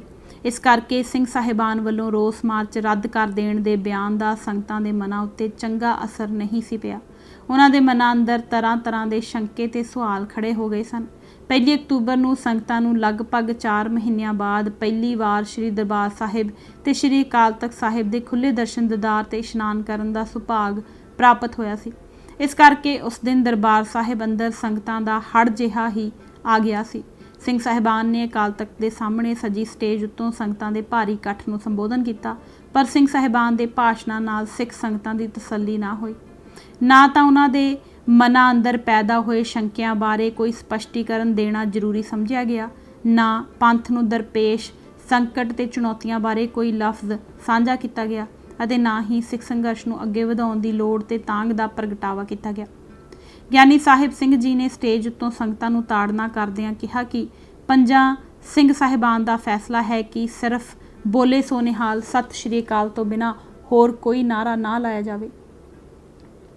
ਸਿੰਘ ਸਾਹਿਬਾਨ ਦੇ ਇਸ ਰਵੱਈਏ ਉੱਤੇ ਸੰਗਤਾਂ ਨੂੰ ਨਾ ਸਿਰਫ ਮਾਯੂਸੀ ਹੋਈ, ਸਗੋਂ ਉਹਨਾਂ ਦੇ ਸ਼ੰਕੇ ਹੋਰ ਪੱਕੇ ਹੋ ਗਏ, ਕਿਉਂਕਿ ਸਿੱਖ ਕੌਮ ਨੂੰ ਦਰਪੇਸ਼ ਸੰਕਟ ਦੀ ਘੜੀ ਮੌਕੇ ਖਾਲਸਾ ਪੰਥ ਦੇ ਅਕਾਲ ਤਖਤ ਉੱਤੇ ਜੁੜ ਬੈਠਣ ਅਤੇ ਪੰਥਕ ਸਥਿਤੀ ਬਾਰੇ ਨਿੱਠ ਕੇ ਵਿਚਾਰ ਚਰਚਾ ਕਰਨ ਦੀ ਰਵਾਇਤ ਤਕਰੀਬਨ 3 ਸਦੀਆਂ ਤੋਂ ਨਿਰੰਤਰ ਤੁਰੀ ਆ ਰਹੀ ਹੈ। ਇਸ ਰਵਾਇਤ ਦੀ ਰੱਖਿਆ ਕਰਨ ਲਈ ਸਿੱਖਾਂ ਨੇ ਇਤਿਹਾਸ ਅੰਦਰ ਬੇਸ਼ੁਮਾਰ ਕੁਰਬਾਨੀਆਂ ਕੀਤੀਆਂ ਹਨ। ਇਸ ਕਰਕੇ ਦਰਬਾਰ ਸਾਹਿਬ ਉੱਤੇ ਹੋਏ ਫੌਜੀ ਹਮਲੇ ਤੋਂ ਬਾਅਦ ਜਦ ਸਿੱਖ ਕੌਮ ਵੱਡੇ ਸੰਕਟ ਵਿੱਚੋਂ ਗੁਜ਼ਰ ਰਹੀ ਸੀ ਤਾਂ ਸਿੰਘ ਸਾਹਿਬਾਨ ਵੱਲੋਂ ਦਰਬਾਰ ਸਾਹਿਬ ਅੰਦਰ ਰਾਜਸੀ ਵਿਚਾਰ ਚਰਚਾ ਤੇ ਸਰਗਰਮੀਆਂ ਉੱਤੇ ਇੱਕ ਤਰ੍ਹਾਂ ਨਾਲ ਪਾਬੰਦੀ ਲਾ ਦੇਣ ਦੇ ਕਰਮ ਵਿੱਚੋਂ ਸਰਕਾਰ ਨਾਲ ਉਹਨਾਂ ਦੀ ਅੰਦਰ ਖਾਤੇ ਹੋਈ ਸੰਮਤੀ ਦਾ ਪ੍ਰਤੱਖ ਪ੍ਰਭਾਵ ਮਿਲਦਾ ਸੀ। ਉਸ ਦਿਨ ਜਗ੍ਹਾ ਜਗ੍ਹਾ ਡਾਂਗਾ ਫੜੀ ਖੜੋਤੇ ਸ਼੍ਰੋਮਣੀ ਕਮੇਟੀ ਦੇ ਸੇਵਾਦਾਰਾਂ ਦੀ ਮੌਜੂਦਗੀ ਵੀ ਸਿੱਖ ਸੰਗਤਾਂ ਨੂੰ ਕਾਫੀ ਅਨੋਖੀ ਲੱਗੀ ਸੀ। ਇਹਨਾਂ ਸੇਵਾਦਾਰਾਂ ਦੀਆਂ ਬਾਹਾਂ ਉੱਤੇ ਲਗਾਏ ਗਏ ਪਟੇ, ਜਿਨ੍ਹਾਂ ਉੱਤੇ ਸੇਵਾਦਾਰ ਉਕਰਿਆ ਹੋਇਆ ਸੀ, ਤਾਜ਼ਾ ਲਿਖੇ ਹੋਏ ਸਾਫ਼ ਦਿਖਾਈ ਦਿੰਦੇ ਸਨ। ਇਸ ਨਾਲ ਵੀ ਸਿੱਖ ਸੰਗਤਾਂ ਦੇ ਸ਼ੰਕੇ ਤੇ ਤੌਖਲੇ ਹੋਰ ਜ਼ਿਆਦਾ ਵੱਧ ਗਏ ਸਨ। ਸੰਗਤਾਂ ਦੇ ਇਹ ਸ਼ੰਕੇ ਉਸ ਵੇਲੇ ਯਕੀਨ ਵਿੱਚ ਬਦਲ ਗਏ ਜਦੋਂ ਸਿੰਘ ਸਾਹਿਬਾਨ ਦੇ ਭਾਸ਼ਣਾਂ ਦੀ ਸਮਾਪਤੀ ਉੱਤੇ ਕੁਝ ਨੌਜਵਾਨਾਂ ਵੱਲੋਂ ਉਹਨਾਂ ਨਾਲ ਸਵਾਲ ਜਵਾਬ ਕਰਨ ਦੀ ਕੋਸ਼ਿਸ਼ ਕੀਤੇ ਜਾਣ ਤੇ ਇਹਨਾਂ ਨਵੇਂ ਸਜਾਏ ਗਏ ਸੇਵਾਦਾਰਾਂ ਨੇ ਉਹਨਾਂ ਉੱਤੇ ਪੁਲਸੀਆਂ ਵਾਂਗੂ ਡਾਂਗਾਂ ਵਰਸਾਉਣੀਆਂ ਸ਼ੁਰੂ ਕਰ ਦਿੱਤੀਆਂ। ਸਿੰਘ ਸਾਹਿਬਾਨ ਤਾਂ ਹਾਲਤ ਦਾ ਰੌਂ ਵੇਖ ਕੇ ਤੁਰੰਤ ਉੱਥੋਂ ਖਿਸਕ ਗਏ, ਪਰ ਰੋਹ ਵਿੱਚ ਆਏ ਨੌਜਵਾਨ ਮੋੜਵੇਂ ਰੂਪ ਵਿੱਚ ਸੇਵਾਦਾਰਾਂ ਨਾਲ ਉਲਝ ਪਏ। ਉਹਨਾਂ ਨੇ ਸੇਵਾਦਾਰਾਂ ਕੋਲੋਂ ਸੋਟੀਆਂ ਖੋਹ ਲਈਆਂ। ਸੇਵਾਦਾਰ ਦੌੜ ਗਏ ਤੇ ਮੁੰਡੇ ਅਕਾਲ ਤਖਤ ਸਾਹਿਬ ਦੇ ਉੱਤੇ ਚੜ੍ਹ ਗਏ। ਇਸ ਤੋਂ ਬਾਅਦ ਸ਼੍ਰੀ ਅਕਾਲ ਤਖਤ ਸਾਹਿਬ ਦੇ ਸਾਹਮਣੇ ਦੀਵਾਨ ਸਜਿਆ ਤੇ ਜਿਸ ਮੁੰਡੇ ਦੇ ਦਿਲ ਵਿੱਚ ਆਇਆ ਉਸਨੇ ਬੋਲਿਆ। ਮੁੰਡਿਆਂ ਨੇ ਸ਼ੁਰੂ ਵਿੱਚ ਵੀ ਆਪਣੇ ਲੈਕਚਰਾਂ ਦੌਰਾਨ ਖਾਲਿਸਤਾਨ ਜਿੰਦਾਬਾਦ ਦੇ ਨਾਅਰੇ ਲਾਏ ਤੇ ਪਿੰਡਰਾਂ ਵਾਲੇ ਸੰਤ ਸਿਪਾਹੀ ਜਿਸਨੇ ਸੁੱਤੀ ਕੌਮ ਜਗਾਈ ਦੇ ਵੀ ਨਾਅਰੇ ਲਗਾਏ। ਇਹਨਾਂ ਨਾਅਰਿਆਂ ਦਾ ਜਵਾਬ ਸਾਰੀ ਸੰਗਤ ਨੇ ਹੀ ਤਕਰੀਬਨ ਹੱਥ ਖੜੇ ਕਰਕੇ ਦਿੱਤਾ। ਸ਼ਾਇਦ ਹੀ ਹੈ ਜੇ ਕੋਈ ਵਿੱਚ ਰਹਿ ਗਿਆ ਹੋਵੇ ਜਿਸ ਨੇ ਹੱਥ ਨਾ ਖੜੇ ਕੀਤੇ ਹੋਣ, ਪਰ ਉਹ ਸ਼ਾਇਦ 1% ਤੋਂ ਵੀ ਵੱਧ ਨਾ ਹੋਣ। ਸ਼ੁਰੂ ਵਿੱਚ ਥੋੜ੍ਹੇ ਜਿਹੇ ਹੀ ਬੰਦੇ ਸਨ ਜਿਨ੍ਹਾਂ ਨੇ ਕੁਝ ਸਵਾਲ ਲਿਖ ਕੇ ਰੱਖੇ ਹੋਏ ਸਨ ਜੋ ਇਹ ਸਨ, ਸਰਕਾਰ ਤੇ ਸਿੰਘ ਸਾਹਿਬਾਨ ਦਾ ਕੀ ਗੁਪਤ ਸਮਝੌਤਾ ਹੋਇਆ ਹੈ ਉਹ ਦੱਸਿਆ ਜਾਵੇ। ਗੁਰੂ ਰਾਮਦਾਸ ਨਿਵਾਸ, ਗੁਰੂ ਨਾਨਕ ਨਿਵਾਸ ਤੇ ਹੋਰ ਦਰਬਾਰ ਸਾਹਿਬ ਦੀਆਂ ਇਮਾਰਤਾਂ ਕਿਉਂ ਨਹੀਂ ਸ਼੍ਰੋਮਣੀ ਕਮੇਟੀ ਦੇ ਹਵਾਲੇ ਕੀਤੀਆਂ ਗਈਆਂ? ਗਿਆਨੀ ਜੈਲ ਸਿੰਘ ਨੂੰ ਕਿਉਂ ਸ਼੍ਰੀ ਅਕਾਲ ਤਖਤ ਸਾਹਿਬ ਉੱਤੇ ਪੇਸ਼ ਨਹੀਂ ਕੀਤਾ ਗਿਆ ਤੇ ਉਸ ਦਾ ਕੀ ਸਪਸ਼ਟੀਕਰਨ ਹੈ? ਪੁਲਿਸ ਨੇ ਜੋ ਪਿੰਡਾਂ ਵਿੱਚ ਅਤਿਆਚਾਰ ਚੁੱਕਿਆ ਹੋਇਆ ਹੈ ਉਸ ਦੀ ਨਿਖੇਧੀ ਕਿਉਂ ਨਹੀਂ ਕੀਤੀ ਗਈ? ਜੋ ਸਿੰਘ ਸ਼੍ਰੀ ਦਰਬਾਰ ਸਾਹਿਬ ਵਿਖੇ ਸ਼ਹੀਦ ਹੋ ਗਏ ਹਨ ਉਹਨਾਂ ਨੂੰ ਸ਼ਰਧਾਂਜਲੀ ਕਿਉਂ ਨਹੀਂ ਦਿੱਤੀ ਗਈ? ਇਹ ਦੱਸਣਾ ਵੀ ਜ਼ਰੂਰੀ ਹੈ ਕਿ ਸਾਰੇ ਮਤੇ ਬਾਹਾਂ ਖੜੀਆਂ ਕਰਵਾ ਕੇ ਸੰਗਤ ਕੋਲੋਂ ਪਾਸ ਕਰਵਾਏ ਗਏ, ਜਿਨ੍ਹਾਂ ਵਿੱਚ ਖਾਲਿਸਤਾਨ ਦਾ ਮਤਾ ਵੀ ਸੀ। ਹਾਲੀ ਲੈਕਚਰਬਾਜ਼ੀ ਚੱਲ ਹੀ ਰਹੀ ਸੀ ਕਿ ਅਕਾਲ ਤਖਤ ਸਾਹਿਬ ਦੇ ਪਿਛਲੇ ਪਾਸੇ ਪੁਲਿਸ ਆ ਕੇ ਖੜੀ ਹੋ ਗਈ। ਇਸੇ ਦੌਰਾਨ ਕੁਝ ਮੁੰਡੇ ਕਿੱਧਰੋਂ ਪੀਲਾ ਕੱਪੜਾ ਲੈ ਕੇ ਆਏ ਤੇ ਉਹਨਾਂ ਨੇ ਸੰਗਤ ਦੇ ਸਾਹਮਣੇ ਹੀ ਨਿਸ਼ਾਨ ਸਾਹਿਬ ਬਣਾਇਆ। ਉੱਤੇ ਖਾਲਿਸਤਾਨ ਕੋਲੇ ਨਾਲ ਲਿਖ ਕੇ ਇਲਾਚੀ ਬੇਰੀ ਤੋਂ ਦਰਸ਼ਨੀ ਡਿਓੜੀ ਉੱਤੇ ਚੜ੍ਹ ਗਏ ਤੇ ਉੱਥੇ ਜਾ ਕੇ ਲਹਿਰਾ ਦਿੱਤਾ।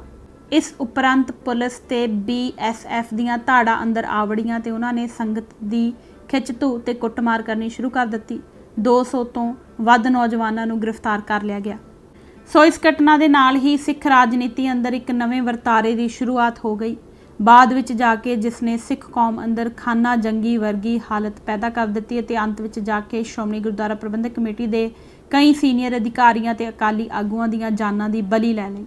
ਇਸ ਤੋਂ ਬਾਅਦ ਦਰਬਾਰ ਸਾਹਿਬ ਕੰਪਲੈਕਸ ਅੰਦਰ ਸ਼ਾਇਦ ਹੀ ਕੋਈ ਪ੍ਰੋਗਰਾਮ ਅਜਿਹਾ ਹੋਇਆ ਹੋਵੇਗਾ ਜਿੱਥੇ ਸੰਤ ਜਰਨੈਲ ਸਿੰਘ ਭਿੰਡਰਾਂਵਾਲੇ ਦੇ ਪੱਖ ਵਿੱਚ ਤੇ ਅਕਾਲੀ ਲੀਡਰਸ਼ਿਪ ਦੇ ਵਿਰੋਧ ਵਿੱਚ ਨਾਅਰੇ ਨਾ ਲੱਗੇ ਹੋਣ ਅਤੇ ਨੌਬਤ ਲੜਾਈ ਝਗੜੇ ਤੱਕ ਨਾ ਪਹੁੰਚੀ ਹੋਵੇ। ਅਕਾਲੀ ਆਗੂਆਂ ਤੇ ਸ਼੍ਰੋਮਣੀ ਕਮੇਟੀ ਦੇ ਅਧਿਕਾਰੀਆਂ ਨੇ ਇਸ ਵਰਤਾਰੇ ਨੂੰ ਸਮਝਣ ਦਾ ਸੁਹਿਰਦ ਯਤਨ ਨਾ ਕੀਤਾ। ਆਪਣੇ ਬਚਾਓ ਤੇ ਸਵੈ ਸੰਤੁਸ਼ਟੀ ਲਈ ਉਹਨਾਂ ਨੇ ਇਸ ਨੂੰ ਸਰਕਾਰ ਦੀ ਸਾਜ਼ਿਸ਼ ਜਾਂ ਗੁੰਮਰਾਹ ਹੋਏ ਸਿੱਖ ਨੌਜਵਾਨਾਂ ਦੀ ਹੁੱਲੜਬਾਜ਼ੀ ਦਾ ਨਾਂ ਦੇ ਕੇ ਬਦੂ ਕਰਨ ਦੀ ਨਕਾਰਾਤਮਕ ਪਹੁੰਚ ਅਪਣਾ ਲਈ। ਇਸ ਮੂੰਹ ਜ਼ੋਰ ਹਕੀਕਤ ਤੋਂ ਕੋਈ ਸਿਰੇ ਦਾ ਤਵਸਬੀ ਵਿਅਕਤੀ ਹੀ ਮੁਨਕਰ ਹੋ ਸਕਦਾ ਸੀ ਕਿ ਉਸ ਵਕਤ ਸਿੱਖਾਂ ਦੇ ਇੱਕ ਵਰਗ ਅੰਦਰ, ਨੌਜਵਾਨ ਵਰਗ ਅੰਦਰ ਖਾਸ ਕਰਕੇ ਅਕਾਲੀ ਲੀਡਰਸ਼ਿਪ ਤੇ ਸਿੰਘ ਸਾਹਿਬਾਨ ਦੇ ਖਿਲਾਫ ਬੇਚੈਨੀ ਤੇ ਨਾਰਾਜ਼ਗੀ ਦੀ ਇੱਕ ਜ਼ੋਰਦਾਰ ਪਤਾਲ ਧਾਰਾ ਵਗ ਰਹੀ ਸੀ। ਅਕਾਲੀ ਆਗੂ ਤੇ ਸਿੰਘ ਸਾਹਿਬਾਨ ਆਪਣੇ ਦੋਸ਼ਪੂਰਨ ਰਾਜਨੀਤਿਕ ਨਜ਼ਰੀਏ ਤੇ ਸਵਾਰਥ ਦੀ ਵਜ੍ਹਾ ਕਰਕੇ ਇਸ ਤੱਥ ਨੂੰ ਬੇਹੱਦ ਘਟਾ ਕੇ ਵੇਖ ਰਹੇ ਸਨ। ਇਸ ਤਰ੍ਹਾਂ ਉਹਨਾਂ ਨੇ ਇਸ ਅਪੁੱਠੇ ਤਰਕ ਦਾ ਆਸਰਾ ਲੈ ਕੇ ਨਾ ਸਿਰਫ ਆਪਣੀ ਦਰੁਸਤੀ ਦੇ ਰਾਹ ਪੂਰੀ ਤਰ੍ਹਾਂ ਬੰਦ ਕਰ ਦਿੱਤੇ ਸਨ, ਸਗੋਂ ਸਿੱਖ ਕੌਮ ਅੰਦਰ ਖਾਨਾ ਜੰਗੀ ਦੀ ਸੂਰਤ ਪੈਦਾ ਕਰਨ ਦਾ ਆਧਾਰ ਸਿਰਜ ਦਿੱਤਾ ਸੀ। ਇੱਕ ਤਰ੍ਹਾਂ ਨਾਲ ਉਹਨਾਂ ਨੇ ਦਰਬਾਰ ਸਾਹਿਬ ਕੰਪਲੈਕਸ ਦੇ ਅੰਦਰ ਪੁਲਿਸ ਦੀ ਜ਼ਿੰਮੇਵਾਰੀ ਆਪਣੇ ਸਿਰ ਓਟ ਲਈ ਸੀ। ਇਸ ਦੇ ਨਤੀਜੇ ਬਹੁਤ ਤਬਾਹਕੁਨ ਸਾਬਤ ਹੋਏ। ਅਕਾਲੀ ਦਲ ਤੇ ਸ਼੍ਰੋਮਣੀ ਕਮੇਟੀ ਦੇ ਢਾਂਚੇ ਅੰਦਰ ਭਾਰਤ ਸਰਕਾਰ ਦੀਆਂ ਖੂਫੀਆ ਏਜੰਸੀਆਂ ਦੀ ਘੁਸਪੈਠ ਪਹਿਲਾਂ ਵੀ ਕੋਈ ਘੱਟ ਨਹੀਂ ਸੀ। ਅਕਾਲੀ ਦਲ ਦੇ ਬਹੁਤ ਸਾਰੇ ਅਹਿਮ ਅਹੁਦੇਦਾਰਾਂ ਅਤੇ ਸ਼੍ਰੋਮਣੀ ਗੁਰਦੁਆਰਾ ਪ੍ਰਬੰਧਕ ਕਮੇਟੀ ਦੇ ਉੱਚ ਅਧਿਕਾਰੀਆਂ ਦੇ ਸਰਕਾਰੀ ਖੂਫੀਆ ਏਜੰਸੀਆਂ ਦੇ ਤਨਖਾਹਦਾਰ ਕਾਰਿੰਦੇ ਹੋਣ ਦੀ ਚਰਚਾ ਰਾਜਨੀਤਿਕ ਹਲਕਿਆਂ ਅੰਦਰ ਅਕਸਰ ਹੁੰਦੀ ਰਹਿੰਦੀ ਸੀ। ਪਰ ਦਰਬਾਰ ਸਾਹਿਬ ਉੱਤੇ ਫੌਜੀ ਹਮਲੇ ਤੋਂ ਬਾਅਦ ਇਹ ਵਰਤਾਰਾ ਗੰਭੀਰ ਆਕਾਰ ਪਸਾਰ ਅਖਤਿਆਰ ਕਰ ਗਿਆ ਸੀ। ਨਾ ਸਿਰਫ ਅਕਾਲੀ ਦਲ ਤੇ ਸ਼੍ਰੋਮਣੀ ਗੁਰਦੁਆਰਾ ਪ੍ਰਬੰਧਕ ਕਮੇਟੀ ਦੇ ਬਹੁਤ ਸਾਰੇ ਅਹੁਦੇਦਾਰਾਂ ਦਾ ਖੂਫੀਆ ਏਜੰਸੀਆਂ ਨਾਲ ਨੇੜਲਾ ਤਾਲਮੇਲ ਸਾਬਤ ਹੋ ਗਿਆ ਸੀ, ਸਗੋਂ ਸਰਕਾਰੀ ਏਜੰਸੀਆਂ ਨੇ ਦਰਬਾਰ ਸਾਹਿਬ ਕੰਪਲੈਕਸ ਵਿੱਚ ਅਨੇਕਾਂ ਰੂਪਾਂ ਵਿੱਚ ਅਤੇ ਵੱਡੇ ਪੈਮਾਨੇ ਤੇ ਆਪਣੀ ਸਿੱਧੀ ਘੁਸਪੈਠ ਕਰ ਲਈ ਸੀ। ਅਕਾਲੀ ਆਗੂਆਂ ਤੇ ਸ਼੍ਰੋਮਣੀ ਕਮੇਟੀ ਦੇ ਅਧਿਕਾਰੀਆਂ ਦੀ ਸਰਕਾਰ ਨਾਲ ਸਾਂਢ ਗਾਂਢ ਤੋਂ ਬਿਨਾਂ ਅਜਿਹਾ ਹੋਣਾ ਸੰਭਵ ਨਹੀਂ ਸੀ। ਬਾਅਦ ਵਿੱਚ ਜਾ ਕੇ ਖਾੜਕੂ ਲਹਿਰ ਦੀ ਚੜ੍ਹਤ ਦੇ ਦੌਰਾਨ ਇਹ ਵਰਤਾਰਾ ਬਹੁਤ ਹੀ ਗੁੰਝਲਦਾਰ ਤੇ ਖਤਰਨਾਕ ਸ਼ਕਲ ਗ੍ਰਹਿਣ ਕਰ ਗਿਆ ਸੀ।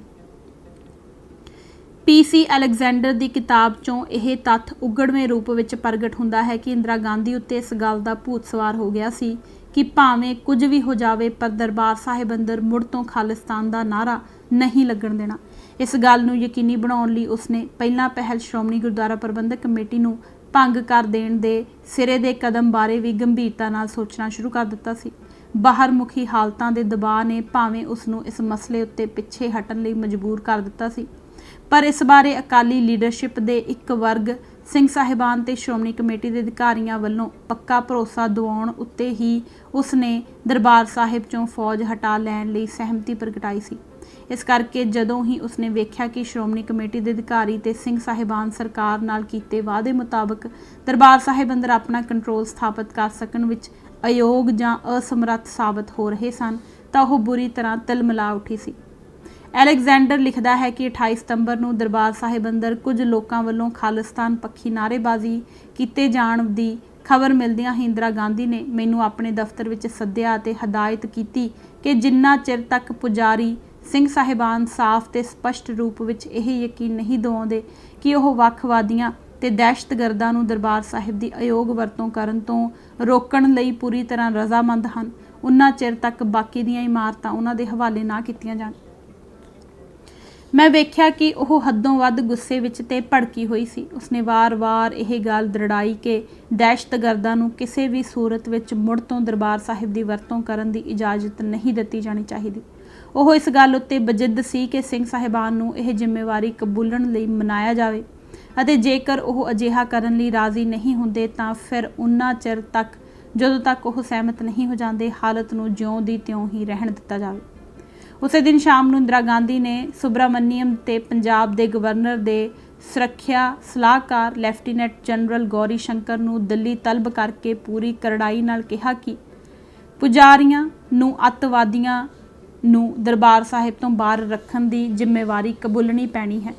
ਇਸ ਮੁੱਦੇ ਤੇ ਉਹਨਾਂ ਨੂੰ ਉੱਕਾ ਹੀ ਕੋਈ ਛੋਟ ਨਹੀਂ ਦਿੱਤੀ ਜਾ ਸਕਦੀ। ਉਸਨੇ ਸਖਤਾਈ ਨਾਲ ਕਿਹਾ ਕਿ ਜੇਕਰ ਪੁਜਾਰੀ ਇਹ ਕਹਿਣ ਕਿ ਉਹਨਾਂ ਦਾ ਅੱਤਵਾਦੀਆਂ ਉੱਤੇ ਕੋਈ ਵਸ ਨਹੀਂ ਚੱਲਦਾ ਤਾਂ ਫਿਰ ਸੁਰੱਖਿਆ ਤਾਕਤਾਂ ਦਰਬਾਰ ਸਾਹਿਬ ਅੰਦਰ ਹੀ ਡੇਰਾ ਜਮਾਈ ਬੈਠੀਆਂ ਰਹਿਣ।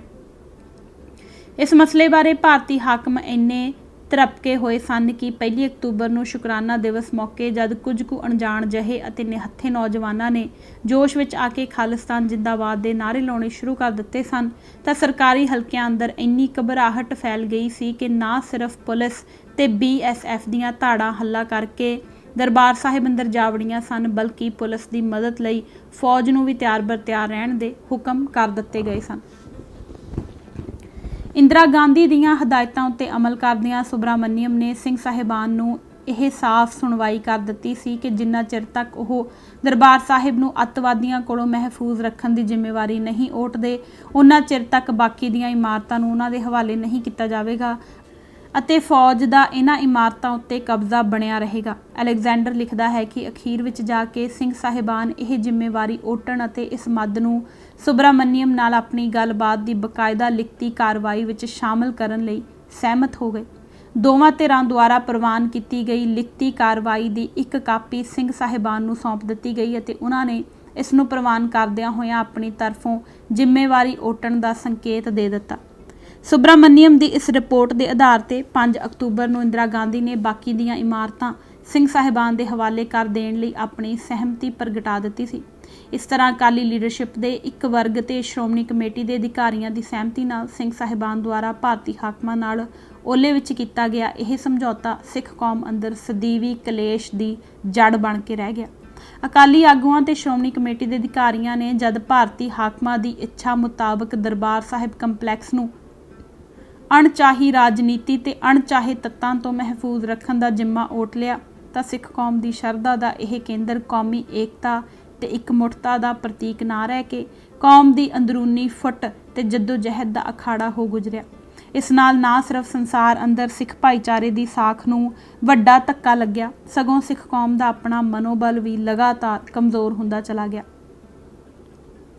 ਖੈਰ, ਸਿੰਘ ਸਾਹਿਬਾਨ ਨੇ ਜਦ ਭਾਰਤੀ ਹਾਕਮਾਂ ਦੀ ਪ੍ਰਮੁੱਖ ਸ਼ਰਤ ਪ੍ਰਵਾਨ ਕਰ ਲਈ ਤਾਂ ਸਰਕਾਰ ਨੇ 12 ਅਕਤੂਬਰ ਤੱਕ ਦਰਬਾਰ ਸਾਹਿਬ ਦੀਆਂ ਸਾਰੀਆਂ ਇਮਾਰਤਾਂ ਉਹਨਾਂ ਦੇ ਹਵਾਲੇ ਕਰ ਦਿੱਤੀਆਂ ਅਤੇ ਉੱਥੋਂ ਆਪਣੀਆਂ ਹਥਿਆਰਬੰਦ ਫੌਜਾਂ ਹਟਾ ਲਈਆਂ। ਪਰ ਗੁਰੂ ਨਾਨਕ ਨਿਵਾਸ ਦੀ ਸਭ ਤੋਂ ਉੱਪਰਲੀ ਮੰਜ਼ਿਲ ਅਤੇ ਗੁਰੂ ਰਾਮਦਾਸ ਨਿਵਾਸ ਦੀਆਂ ਉੱਪਰ ਦੀਆਂ ਮੰਜ਼ਿਲਾਂ ਪੁਲਿਸ ਦੇ ਕਬਜ਼ੇ ਵਿੱਚ ਹੀ ਰਹਿਣ ਦਿੱਤੀਆਂ ਗਈਆਂ ਸਨ। ਇਸ ਤੋਂ ਇਲਾਵਾ ਸ਼੍ਰੋਮਣੀ ਕਮੇਟੀ ਦੇ ਅਧਿਕਾਰੀਆਂ ਦੀ ਸਹਿਮਤੀ ਤੇ ਮਿਲੀ ਭੁਗਤ ਨਾਲ ਦਰਬਾਰ ਸਾਹਿਬ ਅੰਦਰ ਸਰਕਾਰੀ ਏਜੰਸੀਆਂ ਦੀ ਲੁਕਵੇਂ ਰੂਪ ਵਿੱਚ ਮੌਜੂਦਗੀ ਲਗਾਤਾਰ ਬਣੀ ਹੋਈ ਸੀ। ਸਿੱਖ ਦੁਸ਼ਮਣ ਤਾਕਤਾਂ ਨੇ ਜਿਸ ਤਰੀਕੇ ਨਾਲ ਦਰਬਾਰ ਸਾਹਿਬ ਉੱਤੇ ਭਾਰਤੀ ਫੌਜ ਦੇ ਹਮਲੇ ਦੀ ਸਮੂਹਿਕ ਰੂਪ ਵਿੱਚ ਜੈ-ਜੈਕਾਰ ਕੀਤੀ ਸੀ, ਠੀਕ ਉਸੇ ਹੀ ਤਰੀਕੇ ਨਾਲ ਫੌਜਾਂ ਬਾਹਰ ਕੱਢਣ ਦੇ ਫੈਸਲੇ ਦਾ ਸਮੂਹਿਕ ਪੱਧਰ ਤੇ ਭਰਵਾਂ ਸਵਾਗਤ ਕਰਨ ਦਾ ਪਰਪੰਚ ਰਚਿਆ ਗਿਆ। ਪੰਜਾਬ ਦੇ ਹਰ ਪੱਧਰ ਦੇ ਕਾਂਗਰਸੀ ਆਗੂਆਂ ਨੇ ਰੀਤ ਮੁਤਾਬਕ ਇੰਦਰਾ ਗਾਂਧੀ ਦੀ ਇਸ ਉਦਾਰਦਲੀ ਦਾ ਉੱਚੀ ਸੁਰ ਵਿੱਚ ਗੁਣਗਾਨ ਕੀਤਾ। ਮੀਡੀਏ ਨੇ ਇਸ ਨੂੰ ਸਿੱਖ ਕੌਮ ਉੱਤੇ ਕੀਤਾ ਗਿਆ ਭਾਰੀ ਪਰਉਪਕਾਰ ਬਣਾ ਕੇ ਪੇਸ਼ ਕੀਤਾ। ਇੰਡੀਅਨ ਐਕਸਪ੍ਰੈਸ ਨੇ ਆਪਣੇ ਸੰਪਾਦਕੀ ਵਿੱਚ ਲਿਖਿਆ ਕਿ ਸਰਕਾਰ ਤੇ ਸਿੱਖ ਆਗੂਆਂ ਵਿਚਕਾਰ ਹੋਇਆ ਸਮਝੌਤਾ ਇੱਕ ਮੀਲ ਪੱਥਰ ਹੈ, ਜਿਸ ਨੂੰ ਦੇਸ਼ ਭਰ ਅੰਦਰ ਜੀ ਭਰ ਕੇ ਸਲਾਹਿਆ ਜਾਵੇਗਾ ਤੇ ਸਿੱਖ ਭਾਈਚਾਰਾ ਇਸ ਵਾਸਤੇ ਸਰਕਾਰ ਦਾ ਉਚੇਚੇ ਤੌਰ ਤੇ ਸ਼ੁਕਰਗੁਜ਼ਾਰ ਹੋਵੇਗਾ। ਇੰਡੀਆ ਟੁਡੇ ਨੇ ਲਿਖਿਆ ਕਿ ਇੰਦਰਾ ਗਾਂਧੀ ਨੇ ਆਪਣੇ ਇਸ ਕਰਮ ਨਾਲ ਇਸ ਧਾਰਨਾ ਦਾ ਅੰਤ ਕਰ ਦਿੱਤਾ ਹੈ ਕਿ ਪਿਛਲੇ 3 ਸਾਲਾਂ ਤੋਂ ਪੰਜਾਬ ਸਥਿਤੀ ਨਾਲ ਨਿਪਟਣ ਵੇਲੇ ਉਸ ਦਾ ਇੱਕਮਾਤਰ ਏਜੰਡਾ ਹਿੰਦੂ ਵੋਟ ਹਾਸਲ ਕਰਨਾ ਸੀ। ਸਮਝੌਤੇ ਬਾਰੇ ਹਿੰਦੂ ਮੀਡੀਏ ਦਾ ਇਹ ਉਤਸ਼ਾਹ ਭਰਿਆ ਪ੍ਰਤੀਕਰਮ ਕਾਫੀ ਚੱਕਰਾਂ ਵਿੱਚ ਪਾਉਣ ਵਾਲਾ ਸੀ, ਕਿਉਂਕਿ ਥੋੜਾ ਚਿਰ ਪਹਿਲਾਂ ਤੱਕ ਹਿੰਦੂ ਮੀਡੀਆ ਸਿੱਖਾਂ ਦੇ ਸਬੰਧ ਵਿੱਚ ਇੰਦਰਾ ਗਾਂਧੀ ਦੇ ਜਾਬਰਾਨਾ ਵਤੀਰੇ ਦੀ ਪਿੱਠ ਥਾਪੜਵੀਂ ਹਮਾਇਤ ਕਰਦਾ ਤੇ ਹੋਰ ਵੱਧ ਕਠੋਰ ਕਦਮ ਉਠਾਉਣ ਲਈ ਉਸ ਨੂੰ ਹੱਲਾਸ਼ੇਰੀ ਦਿੰਦਾ ਆ ਰਿਹਾ ਸੀ। ਅਸਲ ਗੱਲ ਇਹ ਸੀ ਕਿ ਹਿੰਦੂ ਮੀਡੀਆ ਆਪਣੇ ਦੋਨੋਂ ਹੀ ਰੰਗਾਂ ਵਿੱਚ ਹਿੰਦੂ ਹਿੱਤਾਂ ਦੀ ਪੂਰਤੀ ਕਰ ਰਿਹਾ ਸੀ। ਮੀਡੀਏ ਕੋਲੋਂ ਇਹ ਸੱਚ ਛੁਪਿਆ ਹੋਇਆ ਨਹੀਂ ਸੀ ਕਿ ਇੰਦਰਾ ਗਾਂਧੀ ਨੂੰ ਸਿੱਖ ਕੌਮ ਦੇ ਜਨਤਕ ਦਬਾਅ ਹੇਠ ਆਪਣੀ ਹੈਂਕੜ ਤਿਆਗਣੀ ਪੈ ਗਈ ਸੀ, ਪਰ ਹਿੰਦੂ ਹਿੱਤਾਂ ਦਾ ਖੈਰ ਖੁਆਹ ਹੋਣ ਕਰਕੇ ਹਿੰਦੂ ਮੀਡੀਆ ਪਬਲਿਕ ਤੌਰ ਤੇ ਨਾ ਤਾਂ ਸਿੱਖ ਕੌਮ ਦੀ ਤਕੜਾਈ ਦਾ ਤੇ ਨਾ ਹੀ ਭਾਰਤੀ ਰਾਜ ਦੀ ਕਮਜ਼ੋਰੀ ਦਾ ਕੋਈ ਪ੍ਰਭਾਵ ਦੇਣਾ ਚਾਹੁੰਦਾ ਸੀ। ਇਸ ਕਰਕੇ ਉਸਨੇ ਸਰਕਾਰ ਅਤੇ ਇੰਦਰਾ ਗਾਂਧੀ ਦੇ ਜ਼ਾਹਰਾ ਪਿਛਲ ਮੋੜੇ ਨੂੰ ਉਸ ਦੀ ਫਰਾਖਦਿਲੀ ਬਣਾ ਕੇ ਪੇਸ਼ ਕਰਨ ਦਾ ਯਤਨ ਕੀਤਾ। ਇਸ ਸਬੰਧ ਵਿੱਚ ਰਾਜੀਵ ਗਾਂਧੀ ਦਾ ਪ੍ਰਤੀਕਰਮ ਸਭ ਨਾਲੋਂ ਵੱਧ ਮੱਕਾਰੀ ਭਰਿਆ ਸੀ। ਆਪਣੇ ਬਿਆਨ ਵਿੱਚ ਉਸਨੇ ਇੱਕ ਪਾਸੇ ਤਾਂ ਇੰਦਰਾ ਗਾਂਧੀ ਦੇ ਇਸ ਫੈਸਲੇ ਨੂੰ ਸਿੱਖਾਂ ਦੀਆਂ ਧਾਰਮਿਕ ਭਾਵਨਾਵਾਂ ਨੂੰ ਸ਼ਾਂਤ ਕਰਨ ਹਿੱਤ ਵਿਖਾਈ ਗਈ ਉਸ ਦੀ ਉਦਾਰਤਾ ਕਹਿ ਕੇ ਨੈਤਿਕ ਉਤਮਤਾ ਦਾ ਪ੍ਰਭਾਵ ਦੇਣ ਦਾ ਦੰਭ ਕੀਤਾ, ਪਰ ਨਾਲ ਹੀ ਸਿੱਖ ਭਾਈਚਾਰੇ ਨੂੰ ਇਹ ਹੈਂਕੜ ਭਰੀ ਤਾੜਨਾ ਵੀ ਕਰ ਦਿੱਤੀ ਕਿ ਸਰਕਾਰ ਦੀ ਇਸ ਸਦਭਾਵਨਾ ਨੂੰ ਕਮਜ਼ੋਰੀ ਨਾ ਸਮਝਿਆ ਜਾਵੇ। ਡਾਕਟਰ ਹਰਭਜਨ ਸਿੰਘ ਨੇ ਭਾਰਤੀ ਹਾਕਮਾਂ ਦੀ ਇਸ ਖੇਖਣਬਾਜ਼ੀ ਅਤੇ ਸਿੱਖ ਕੌਮ ਦੇ ਰਾਜਸੀ ਤੇ ਧਾਰਮਿਕ ਰਹਿਬਰਾਂ ਦੀ ਬੌਧਿਕ ਅਯੋਗਤਾ ਤੇ ਨੈਤਿਕ ਕੰਗਾਲੀ ਉੱਤੇ ਦੁੱਖ ਪ੍ਰਗਟਾਉਂਦਿਆਂ ਕਿਹਾ ਕਿ ਜੋ ਕੁਝ ਹੱਕ ਵਜੋਂ ਸਾਨੂੰ ਮਿਲਣਾ ਚਾਹੀਦਾ ਸੀ ਉਹ ਸੌਦੇਬਾਜ਼ੀ ਦੇ ਸਿੱਟੇ ਵਜੋਂ ਮਿਲਿਆ। ਇਸ ਤਰ੍ਹਾਂ ਸਾਡੀ ਕਮਜ਼ੋਰੀ ਆਪਣਿਆਂ ਤੇ ਪਰਾਇਆਂ ਦੋਹਾਂ ਪ੍ਰਤੀ ਉਜਾਗਰ ਹੋ ਗਈ। ਅਕਸ ਨੇ ਸਿੰਘ ਸਾਹਿਬਾਨ ਵੱਲੋਂ ਦਰਬਾਰ ਸਾਹਿਬ ਵਿੱਚੋਂ ਫੌਜ ਹਟਾਏ ਜਾਣ ਨੂੰ ਆਪਣੀ ਮਹਾਨ ਪ੍ਰਾਪਤੀ ਤੇ ਇਤਿਹਾਸਕ ਜਿੱਤ ਵਜੋਂ ਪੇਸ਼ ਕੀਤੇ ਜਾਣ ਉੱਤੇ ਚੁਭਵਾਂ ਸਵਾਲ ਖੜਾ ਕਰਦਿਆਂ ਲਿਖਿਆ ਸੀ ਕਿ ਇੰਨਾ ਸਾਰਾ ਸੰਘਰਸ਼ ਦਰਬਾਰ ਸਾਹਿਬ ਦੀ ਮੁੜ ਪ੍ਰਾਪਤੀ ਲਈ ਹੀ ਸੀ। ਸਾਡੀ ਪ੍ਰਾਪਤੀ ਦਾ ਲਕਸ਼ ਤਾਂ ਬਹੁਤ ਵੱਡਾ ਹੈ। ਕੌਮ ਦੀਆਂ ਯੋਗ ਮੰਗਾਂ ਮੰਨੀਆਂ ਜਾਣ, ਪੰਥਕ ਵਕਾਰ ਤੇ ਰੁਤਬਾ ਮੁੜ ਬਹਾਲ ਹੋਵੇ ਤੇ ਅਸੀਂ ਵਧੇਰੇ ਅਣਖ ਨਾਲ ਜੀਵੀਏ ਥੀਵੀਏ। ਕਾਰ ਸੇਵਾ 12 ਅਕਤੂਬਰ ਨੂੰ ਸ਼੍ਰੀ ਗੁਰੂ ਰਾਮਦਾਸ ਜੀ ਦਾ ਅਵਤਾਰ ਗੁਰਪੁਰਬ ਸੀ ਅਤੇ ਉਸ ਪਵਿੱਤਰ ਦਿਹਾੜੇ ਤੇ ਹੀ ਅੰਮ੍ਰਿਤ ਸਰੋਵਰ ਦੀ ਕਾਰ ਸੇਵਾ ਆਰੰਭ ਕੀਤੀ ਗਈ, ਜੋ ਸੰਗਤਾਂ ਦੇ ਭਾਰੀ ਉਤਸ਼ਾਹ ਸਦਕਾ ਲਗਭਗ 1 ਹਫ਼ਤੇ ਵਿੱਚ ਹੀ ਸੰਪੂਰਨ ਹੋ ਗਈ। ਵੈਸੇ ਤਾਂ ਸਿੱਖ ਕੌਮ ਨੇ ਇਤਿਹਾਸ ਵਿੱਚ ਹਮੇਸ਼ਾ ਹੀ ਪਾਵਨ ਸਰੋਵਰ ਦੀ ਕਾਰ ਸੇਵਾ ਨੂੰ ਗੁਰੂ ਦੀ ਸੇਵਾ ਜਾਣਦੇ ਹੋਏ ਭਾਰੀ ਸ਼ਰਧਾ ਤੇ ਉਤਸ਼ਾਹ ਦਾ ਪ੍ਰਗਟਾਵਾ ਕੀਤਾ ਹੈ, ਪਰ ਅਕਤੂਬਰ 1984 ਵਿੱਚ ਅੰਮ੍ਰਿਤ ਸਰੋਵਰ ਦੀ ਕਾਰ ਸੇਵਾ ਸਿੱਖ ਕੌਮ ਲਈ ਖਾਸ ਅਰਥ ਰੱਖਦੀ ਸੀ। 18ਵੀਂ ਸਦੀ ਅੰਦਰ ਮੁਗਲਾਂ ਤੇ ਅਫਗਾਨੀਆਂ ਵੱਲੋਂ ਦਰਬਾਰ ਸਾਹਿਬ ਉੱਤੇ ਵਾਰ-ਵਾਰ ਕੀਤੇ ਜਾਂਦੇ ਰਹੇ ਹਮਲਿਆਂ ਤੋਂ ਬਾਅਦ ਖਾਲਸਾ ਪੰਥ ਨੂੰ ਜਦ ਵੀ ਜੰਗ ਤੋਂ ਫੁਰਸਤ ਮਿਲਦੀ ਸੀ ਤਾਂ ਸਭ ਨਾਲੋਂ ਪਹਿਲਾਂ ਉਹਨਾਂ ਦਾ ਧਿਆਨ ਦੁਸ਼ਮਣ ਦੁਆਰਾ ਪਲੀਤ ਕੀਤੇ ਗਏ ਪਾਵਨ ਸਰੋਵਰ ਦੀ ਸਫਾਈ ਅਤੇ ਹਰਿਮੰਦਰ ਸਾਹਿਬ ਦੀ ਮੁਰੰਮਤ ਜਾਂ ਮੁੜ ਉਸਾਰੀ ਕਰਨ ਵੱਲ ਜਾਂਦਾ ਰਿਹਾ ਸੀ। ਇਹ ਕਾਰਜ ਖਾਲਸਾ ਪੰਥ ਅੰਦਰ ਆਪਣੇ ਇਸ਼ਟ ਦੀ ਰੱਖਿਆ ਕਰਨ ਲਈ ਆਪਣੀ ਆਜ਼ਾਦ ਰਾਜ ਸੱਤਾ ਕਾਇਮ ਕਰਨ ਦਾ ਜਜ਼ਬਾ ਤੇ ਇਰਾਦਾ ਮਜ਼ਬੂਤ ਕਰਨ ਦਾ ਸਾਧਨ ਹੋ ਗੁਜ਼ਰਦਾ ਰਿਹਾ। ਜਦੋਂ ਲਖਪਤ ਰਾਏ ਨੇ ਇਤਿਹਾਸ ਵਿੱਚ ਸਭ ਨਾਲੋਂ ਪਹਿਲੀ ਵਾਰ 1748 ਈਸਵੀ ਅੰਮ੍ਰਿਤ ਸਰੋਵਰ ਨੂੰ ਪੂਰਨ ਤੇ ਪਲੀਤ ਕਰਨ ਦਾ ਕੁਕਰਮ ਕੀਤਾ ਸੀ ਤਾਂ ਇਸ ਦੇ ਪ੍ਰਤੀਕਰਮ ਵਿੱਚੋਂ ਖਾਲਸਾ ਪੰਥ ਅੰਦਰ ਦਰਬਾਰ ਸਾਹਿਬ ਦੀ ਦੁਸ਼ਮਣ ਕੋਲੋਂ ਰੱਖਿਆ ਕਰਨ ਦਾ ਸਰਬ ਸਾਂਝਾ ਸਰੋਕਾਰ ਤੇ ਜਜ਼ਬਾ ਪੈਦਾ ਹੋਇਆ ਸੀ ਅਤੇ ਇਸ ਮੰਤਵ ਲਈ ਉਹਨਾਂ ਹੱਥੋਂ ਹੱਥੀਂ ਰਾਮ ਰੌਣੀ ਵਿਖੇ ਕੱਚਾ ਕਿਲਾ ਖੜਾ ਕਰ ਲਿਆ ਸੀ। 1758 ਤੇ 1763 ਈਸਵੀ ਵਿੱਚ ਦੋਨੋਂ ਵਾਰੀ ਹੀ ਖਾਲਸਾ ਪੰਥ ਨੇ ਅਫਗਾਨੀਆਂ ਨੂੰ ਜੰਗ ਦੇ ਮੈਦਾਨ ਅੰਦਰ ਕਰਾਰੀ ਹਾਰ ਦੇਣ ਤੋਂ ਬਾਅਦ ਪਾਵਨ ਸਰੋਵਰ ਦੀ ਸਫਾਈ ਜਿੱਤ ਦੇ ਜਸ਼ਨ ਮਨਾਉਂਦਿਆਂ ਕੀਤੀ ਸੀ। 1765 ਵਿੱਚ ਜਦ ਲੰਮੇ ਖੂਨੀ ਸੰਘਰਸ਼ ਤੋਂ ਬਾਅਦ ਖਾਲਸਾ ਪੰਥ ਪੰਜਾਬ ਅੰਦਰ ਆਪਣੀ ਆਜ਼ਾਦ ਰਾਜ ਸੱਤਾ ਦਾ ਪਰਚਮ ਲਹਿਰਾਉਣ ਦੀ ਹਾਲਤ ਵਿੱਚ ਹੋ ਗਿਆ ਸੀ ਤਾਂ ਉਸ ਸਾਲ ਵਿਸਾਖੀ ਦੇ ਪਾਵਨ ਦਿਹਾੜੇ ਤੇ ਭਰਵਾਂ ਇਕੱਠ ਕਰਕੇ ਖਾਲਸਾ ਜੀ ਨੇ ਜਕਾਰਿਆਂ ਦੀ ਗੂੰਜ ਵਿੱਚ 2 ਇਤਿਹਾਸਕ ਫੈਸਲੇ ਲਏ ਸਨ। ਇੱਕ ਲਾਹੌਰ ਉੱਤੇ ਫੈਸਲਾ ਕੁਨ ਹੱਲਾ ਬੋਲਣ ਅਤੇ ਇਸ ਤਰ੍ਹਾਂ ਪੰਜਾਬ ਅੰਦਰ ਖਾਲਸੇ ਦੀ ਆਜ਼ਾਦ ਰਾਜ ਸੱਤਾ ਕਾਇਮ ਕਰਨ ਦੇ ਅਮਲ ਦਾ ਆਗਾਜ਼ ਡੰਕੇ ਦੀ ਚੋਟ ਨਾਲ ਕਰਨ ਦਾ ਇਤਿਹਾਸਕ ਨਿਰਣਾ ਲਿਆ ਗਿਆ ਅਤੇ ਦੂਜਾ ਅਹਿਮਦ ਸ਼ਾਹ ਅਬਦਾਲੀ ਦੁਆਰਾ ਤਬਾਹ ਕੀਤੇ ਗਏ ਹਰਿਮੰਦਰ ਸਾਹਿਬ ਦੀ ਮੁੜ ਉਸਾਰੀ ਤੇ ਅੰਮ੍ਰਿਤ ਸਰੋਵਰ ਦੀ ਕਾਰ ਸੇਵਾ ਆਰੰਭ ਕਰਨ ਬਾਰੇ ਗੁਰਮਤਾ ਕੀਤਾ ਗਿਆ। ਇਹ ਦੋਨੋਂ ਕਾਰਜ ਸਿੱਖਾਂ ਨੇ ਨਾਲੋਂ ਨਾਲ ਨਿਭਾਏ ਸਨ। ਇੱਕ ਪਾਸੇ ਖਾਲਸਾ ਜੰਗ ਦੇ ਖੇਤਰ ਅੰਦਰ ਜਿੱਤਾਂ ਹਾਸਲ ਕਰਦਾ ਹੋਇਆ ਆਪਣੀ ਮੰਜ਼ਿਲ ਵੱਲ ਤੇਜ਼ੀ ਨਾਲ ਵੱਧਦਾ ਚਲਾ ਗਿਆ ਅਤੇ ਦੂਜੇ ਪਾਸੇ ਸ਼੍ਰੀ ਹਰਿਮੰਦਰ ਸਾਹਿਬ ਦੀ ਮੁੜ ਉਸਾਰੀ ਦਾ ਕਾਰਜ ਨਿਰਵਿਘਨ ਚੱਲਦਾ ਰਿਹਾ ਸੀ, ਜੋ ਕਿ 19 ਸਾਲਾਂ ਬਾਅਦ 1784 ਵਿੱਚ ਜਾ ਕੇ ਸੰਪੂਰਨ ਹੋਇਆ ਸੀ। ਇਸ ਰੌਸ਼ਨੀ ਵਿੱਚ ਵੇਖਿਆ 1984 ਦੀ ਕਾਰ ਸੇਵਾ ਮੌਕੇ ਬਾਹਰ ਮੁਖੀ ਤੇ ਅੰਤਰਮੁਖੀ ਦੋਵਾਂ ਪੱਖਾਂ ਤੋਂ ਹਾਲਤਾਂ ਕਾਫੀ ਭਿੰਨ ਸਨ। ਸਿੱਖ ਕੌਮ ਦੇ ਇਤਿਹਾਸ ਵਿੱਚ ਇਹ ਪਹਿਲਾ ਮੌਕਾ ਸੀ ਜਦੋਂ ਦੋਖੀ ਤਾਕਤਾਂ ਦੇ ਹਮਲੇ ਸਦਕਾ ਤਬਾਹ ਹੋਏ ਸਿੱਖਾਂ ਦੇ ਇਸ਼ਟ ਦੀ ਕਾਰ ਸੇਵਾ ਉਹਨਾਂ ਹੀ ਦੋਖੀ ਤੇ ਹਮਲਾਵਰ ਤਾਕਤਾਂ ਨਾਲ ਸਿੱਖਾਂ ਦੇ ਇੱਕ ਵਰਗ ਦੀ ਸਾਂਝ ਪਿਆਲੀ ਤੇ ਸੌਦੇਬਾਜ਼ੀ ਦੀ ਛਾਇਆ ਹੇਠ ਕੀਤੀ ਜਾ ਰਹੀ ਸੀ। ਇਸ ਕਰਕੇ ਜ਼ਾਹਰਾ ਰੂਪ ਵਿੱਚ ਭਲੇ ਹੀ ਸਿੱਖਾਂ ਦੇ ਚਿਹਰਿਆਂ ਉੱਤੋਂ ਖੁਸ਼ੀ ਤੇ ਉਤਸ਼ਾਹ ਦਾ ਪ੍ਰਭਾਵ ਮਿਲ ਰਿਹਾ ਸੀ, ਪਰ ਧੁਰ ਅੰਦਰੋਂ ਉਹ ਜਲੀਲ ਤੇ ਅਪਮਾਨਿਤ ਹੋਏ ਮਹਿਸੂਸ ਕਰ ਰਹੇ ਸਨ। ਕਾਰ ਸੇਵਾ ਵਿੱਚ ਸਿੱਖਾਂ ਦੇ ਵੱਡੀ ਭਾਰੀ ਗਿਣਤੀ 'ਚ ਸ਼ਾਮਲ ਹੋਣ ਪਿੱਛੇ ਕਈ ਸੂਖਮ ਤੱਥ ਕੰਮ ਕਰ ਰਹੇ ਸਨ। ਇਹ ਸਿੱਖਾਂ ਦੇ ਆਪਣੇ ਇਸ਼ਟ ਨਾਲ ਗੂੜੇ ਇਸ਼ਕ ਤੇ ਸ਼ਰਧਾ ਭਾਵ ਦਾ ਪ੍ਰਗਟਾਵਾ ਤਾਂ ਹੈ ਹੀ ਸੀ, ਪਰ ਨਾਲ ਹੀ ਇਹ ਉਹਨਾਂ ਵੱਲੋਂ ਭਾਰਤੀ ਹਾਕਮਾਂ ਨੂੰ ਤਿੱਖੀ ਫਟਕਾਰ ਤੇ ਰੋਹਲੀ ਲਲਕਾਰ ਵੀ ਸੀ।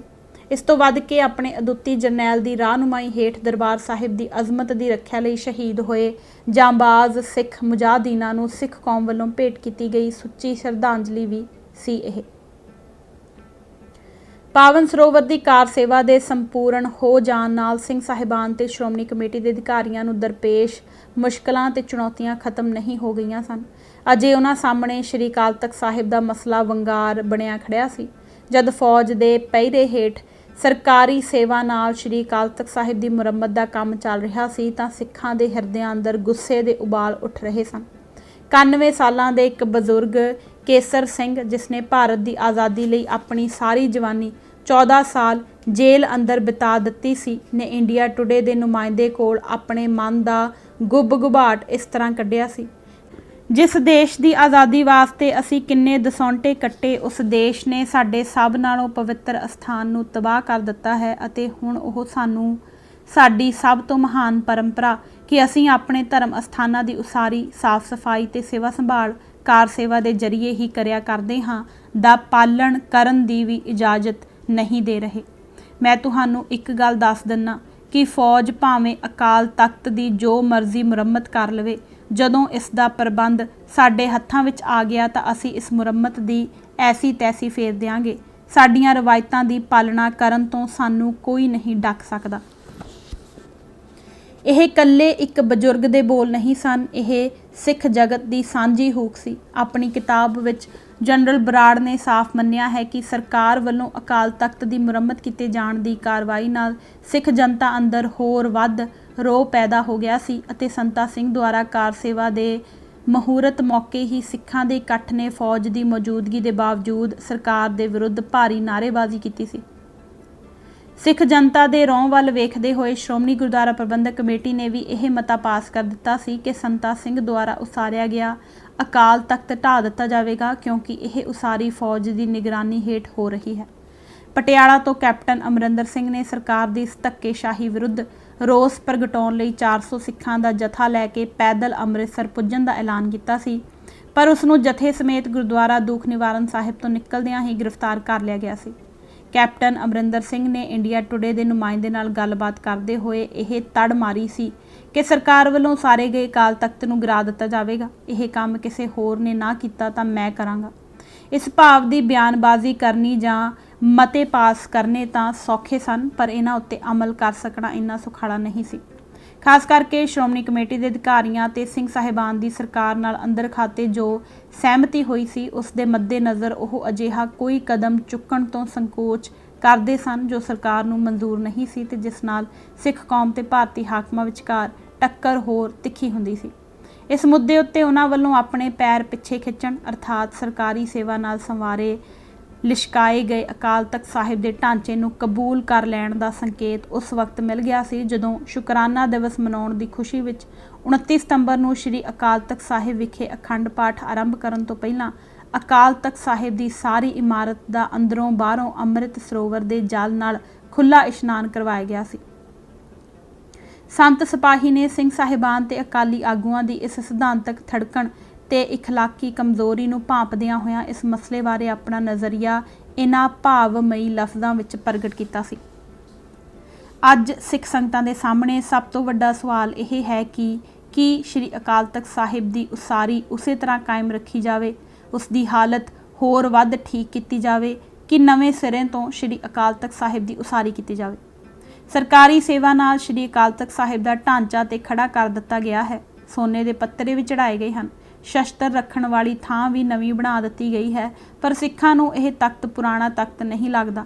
सारियां कोशिशां करन दे बावजूद श्री अकाल तख्त साहिब की इमारत की पहली शान नहीं, पहली अकाल तख्त साहिब की इमारत गुरु प्रति प्यार ते सत्कार की उपज सी। हुण दी इमारत सरकारी ठेकेदारां दी बनाई हुई है। कोठा साहिब दे कोल एक थां उत्ते पत्थर उत्ते चित्रकारी हुई सी, हुण उत्थे हथ लाओ तां प्लास्टर ऑफ पैरिस खड़कदा है।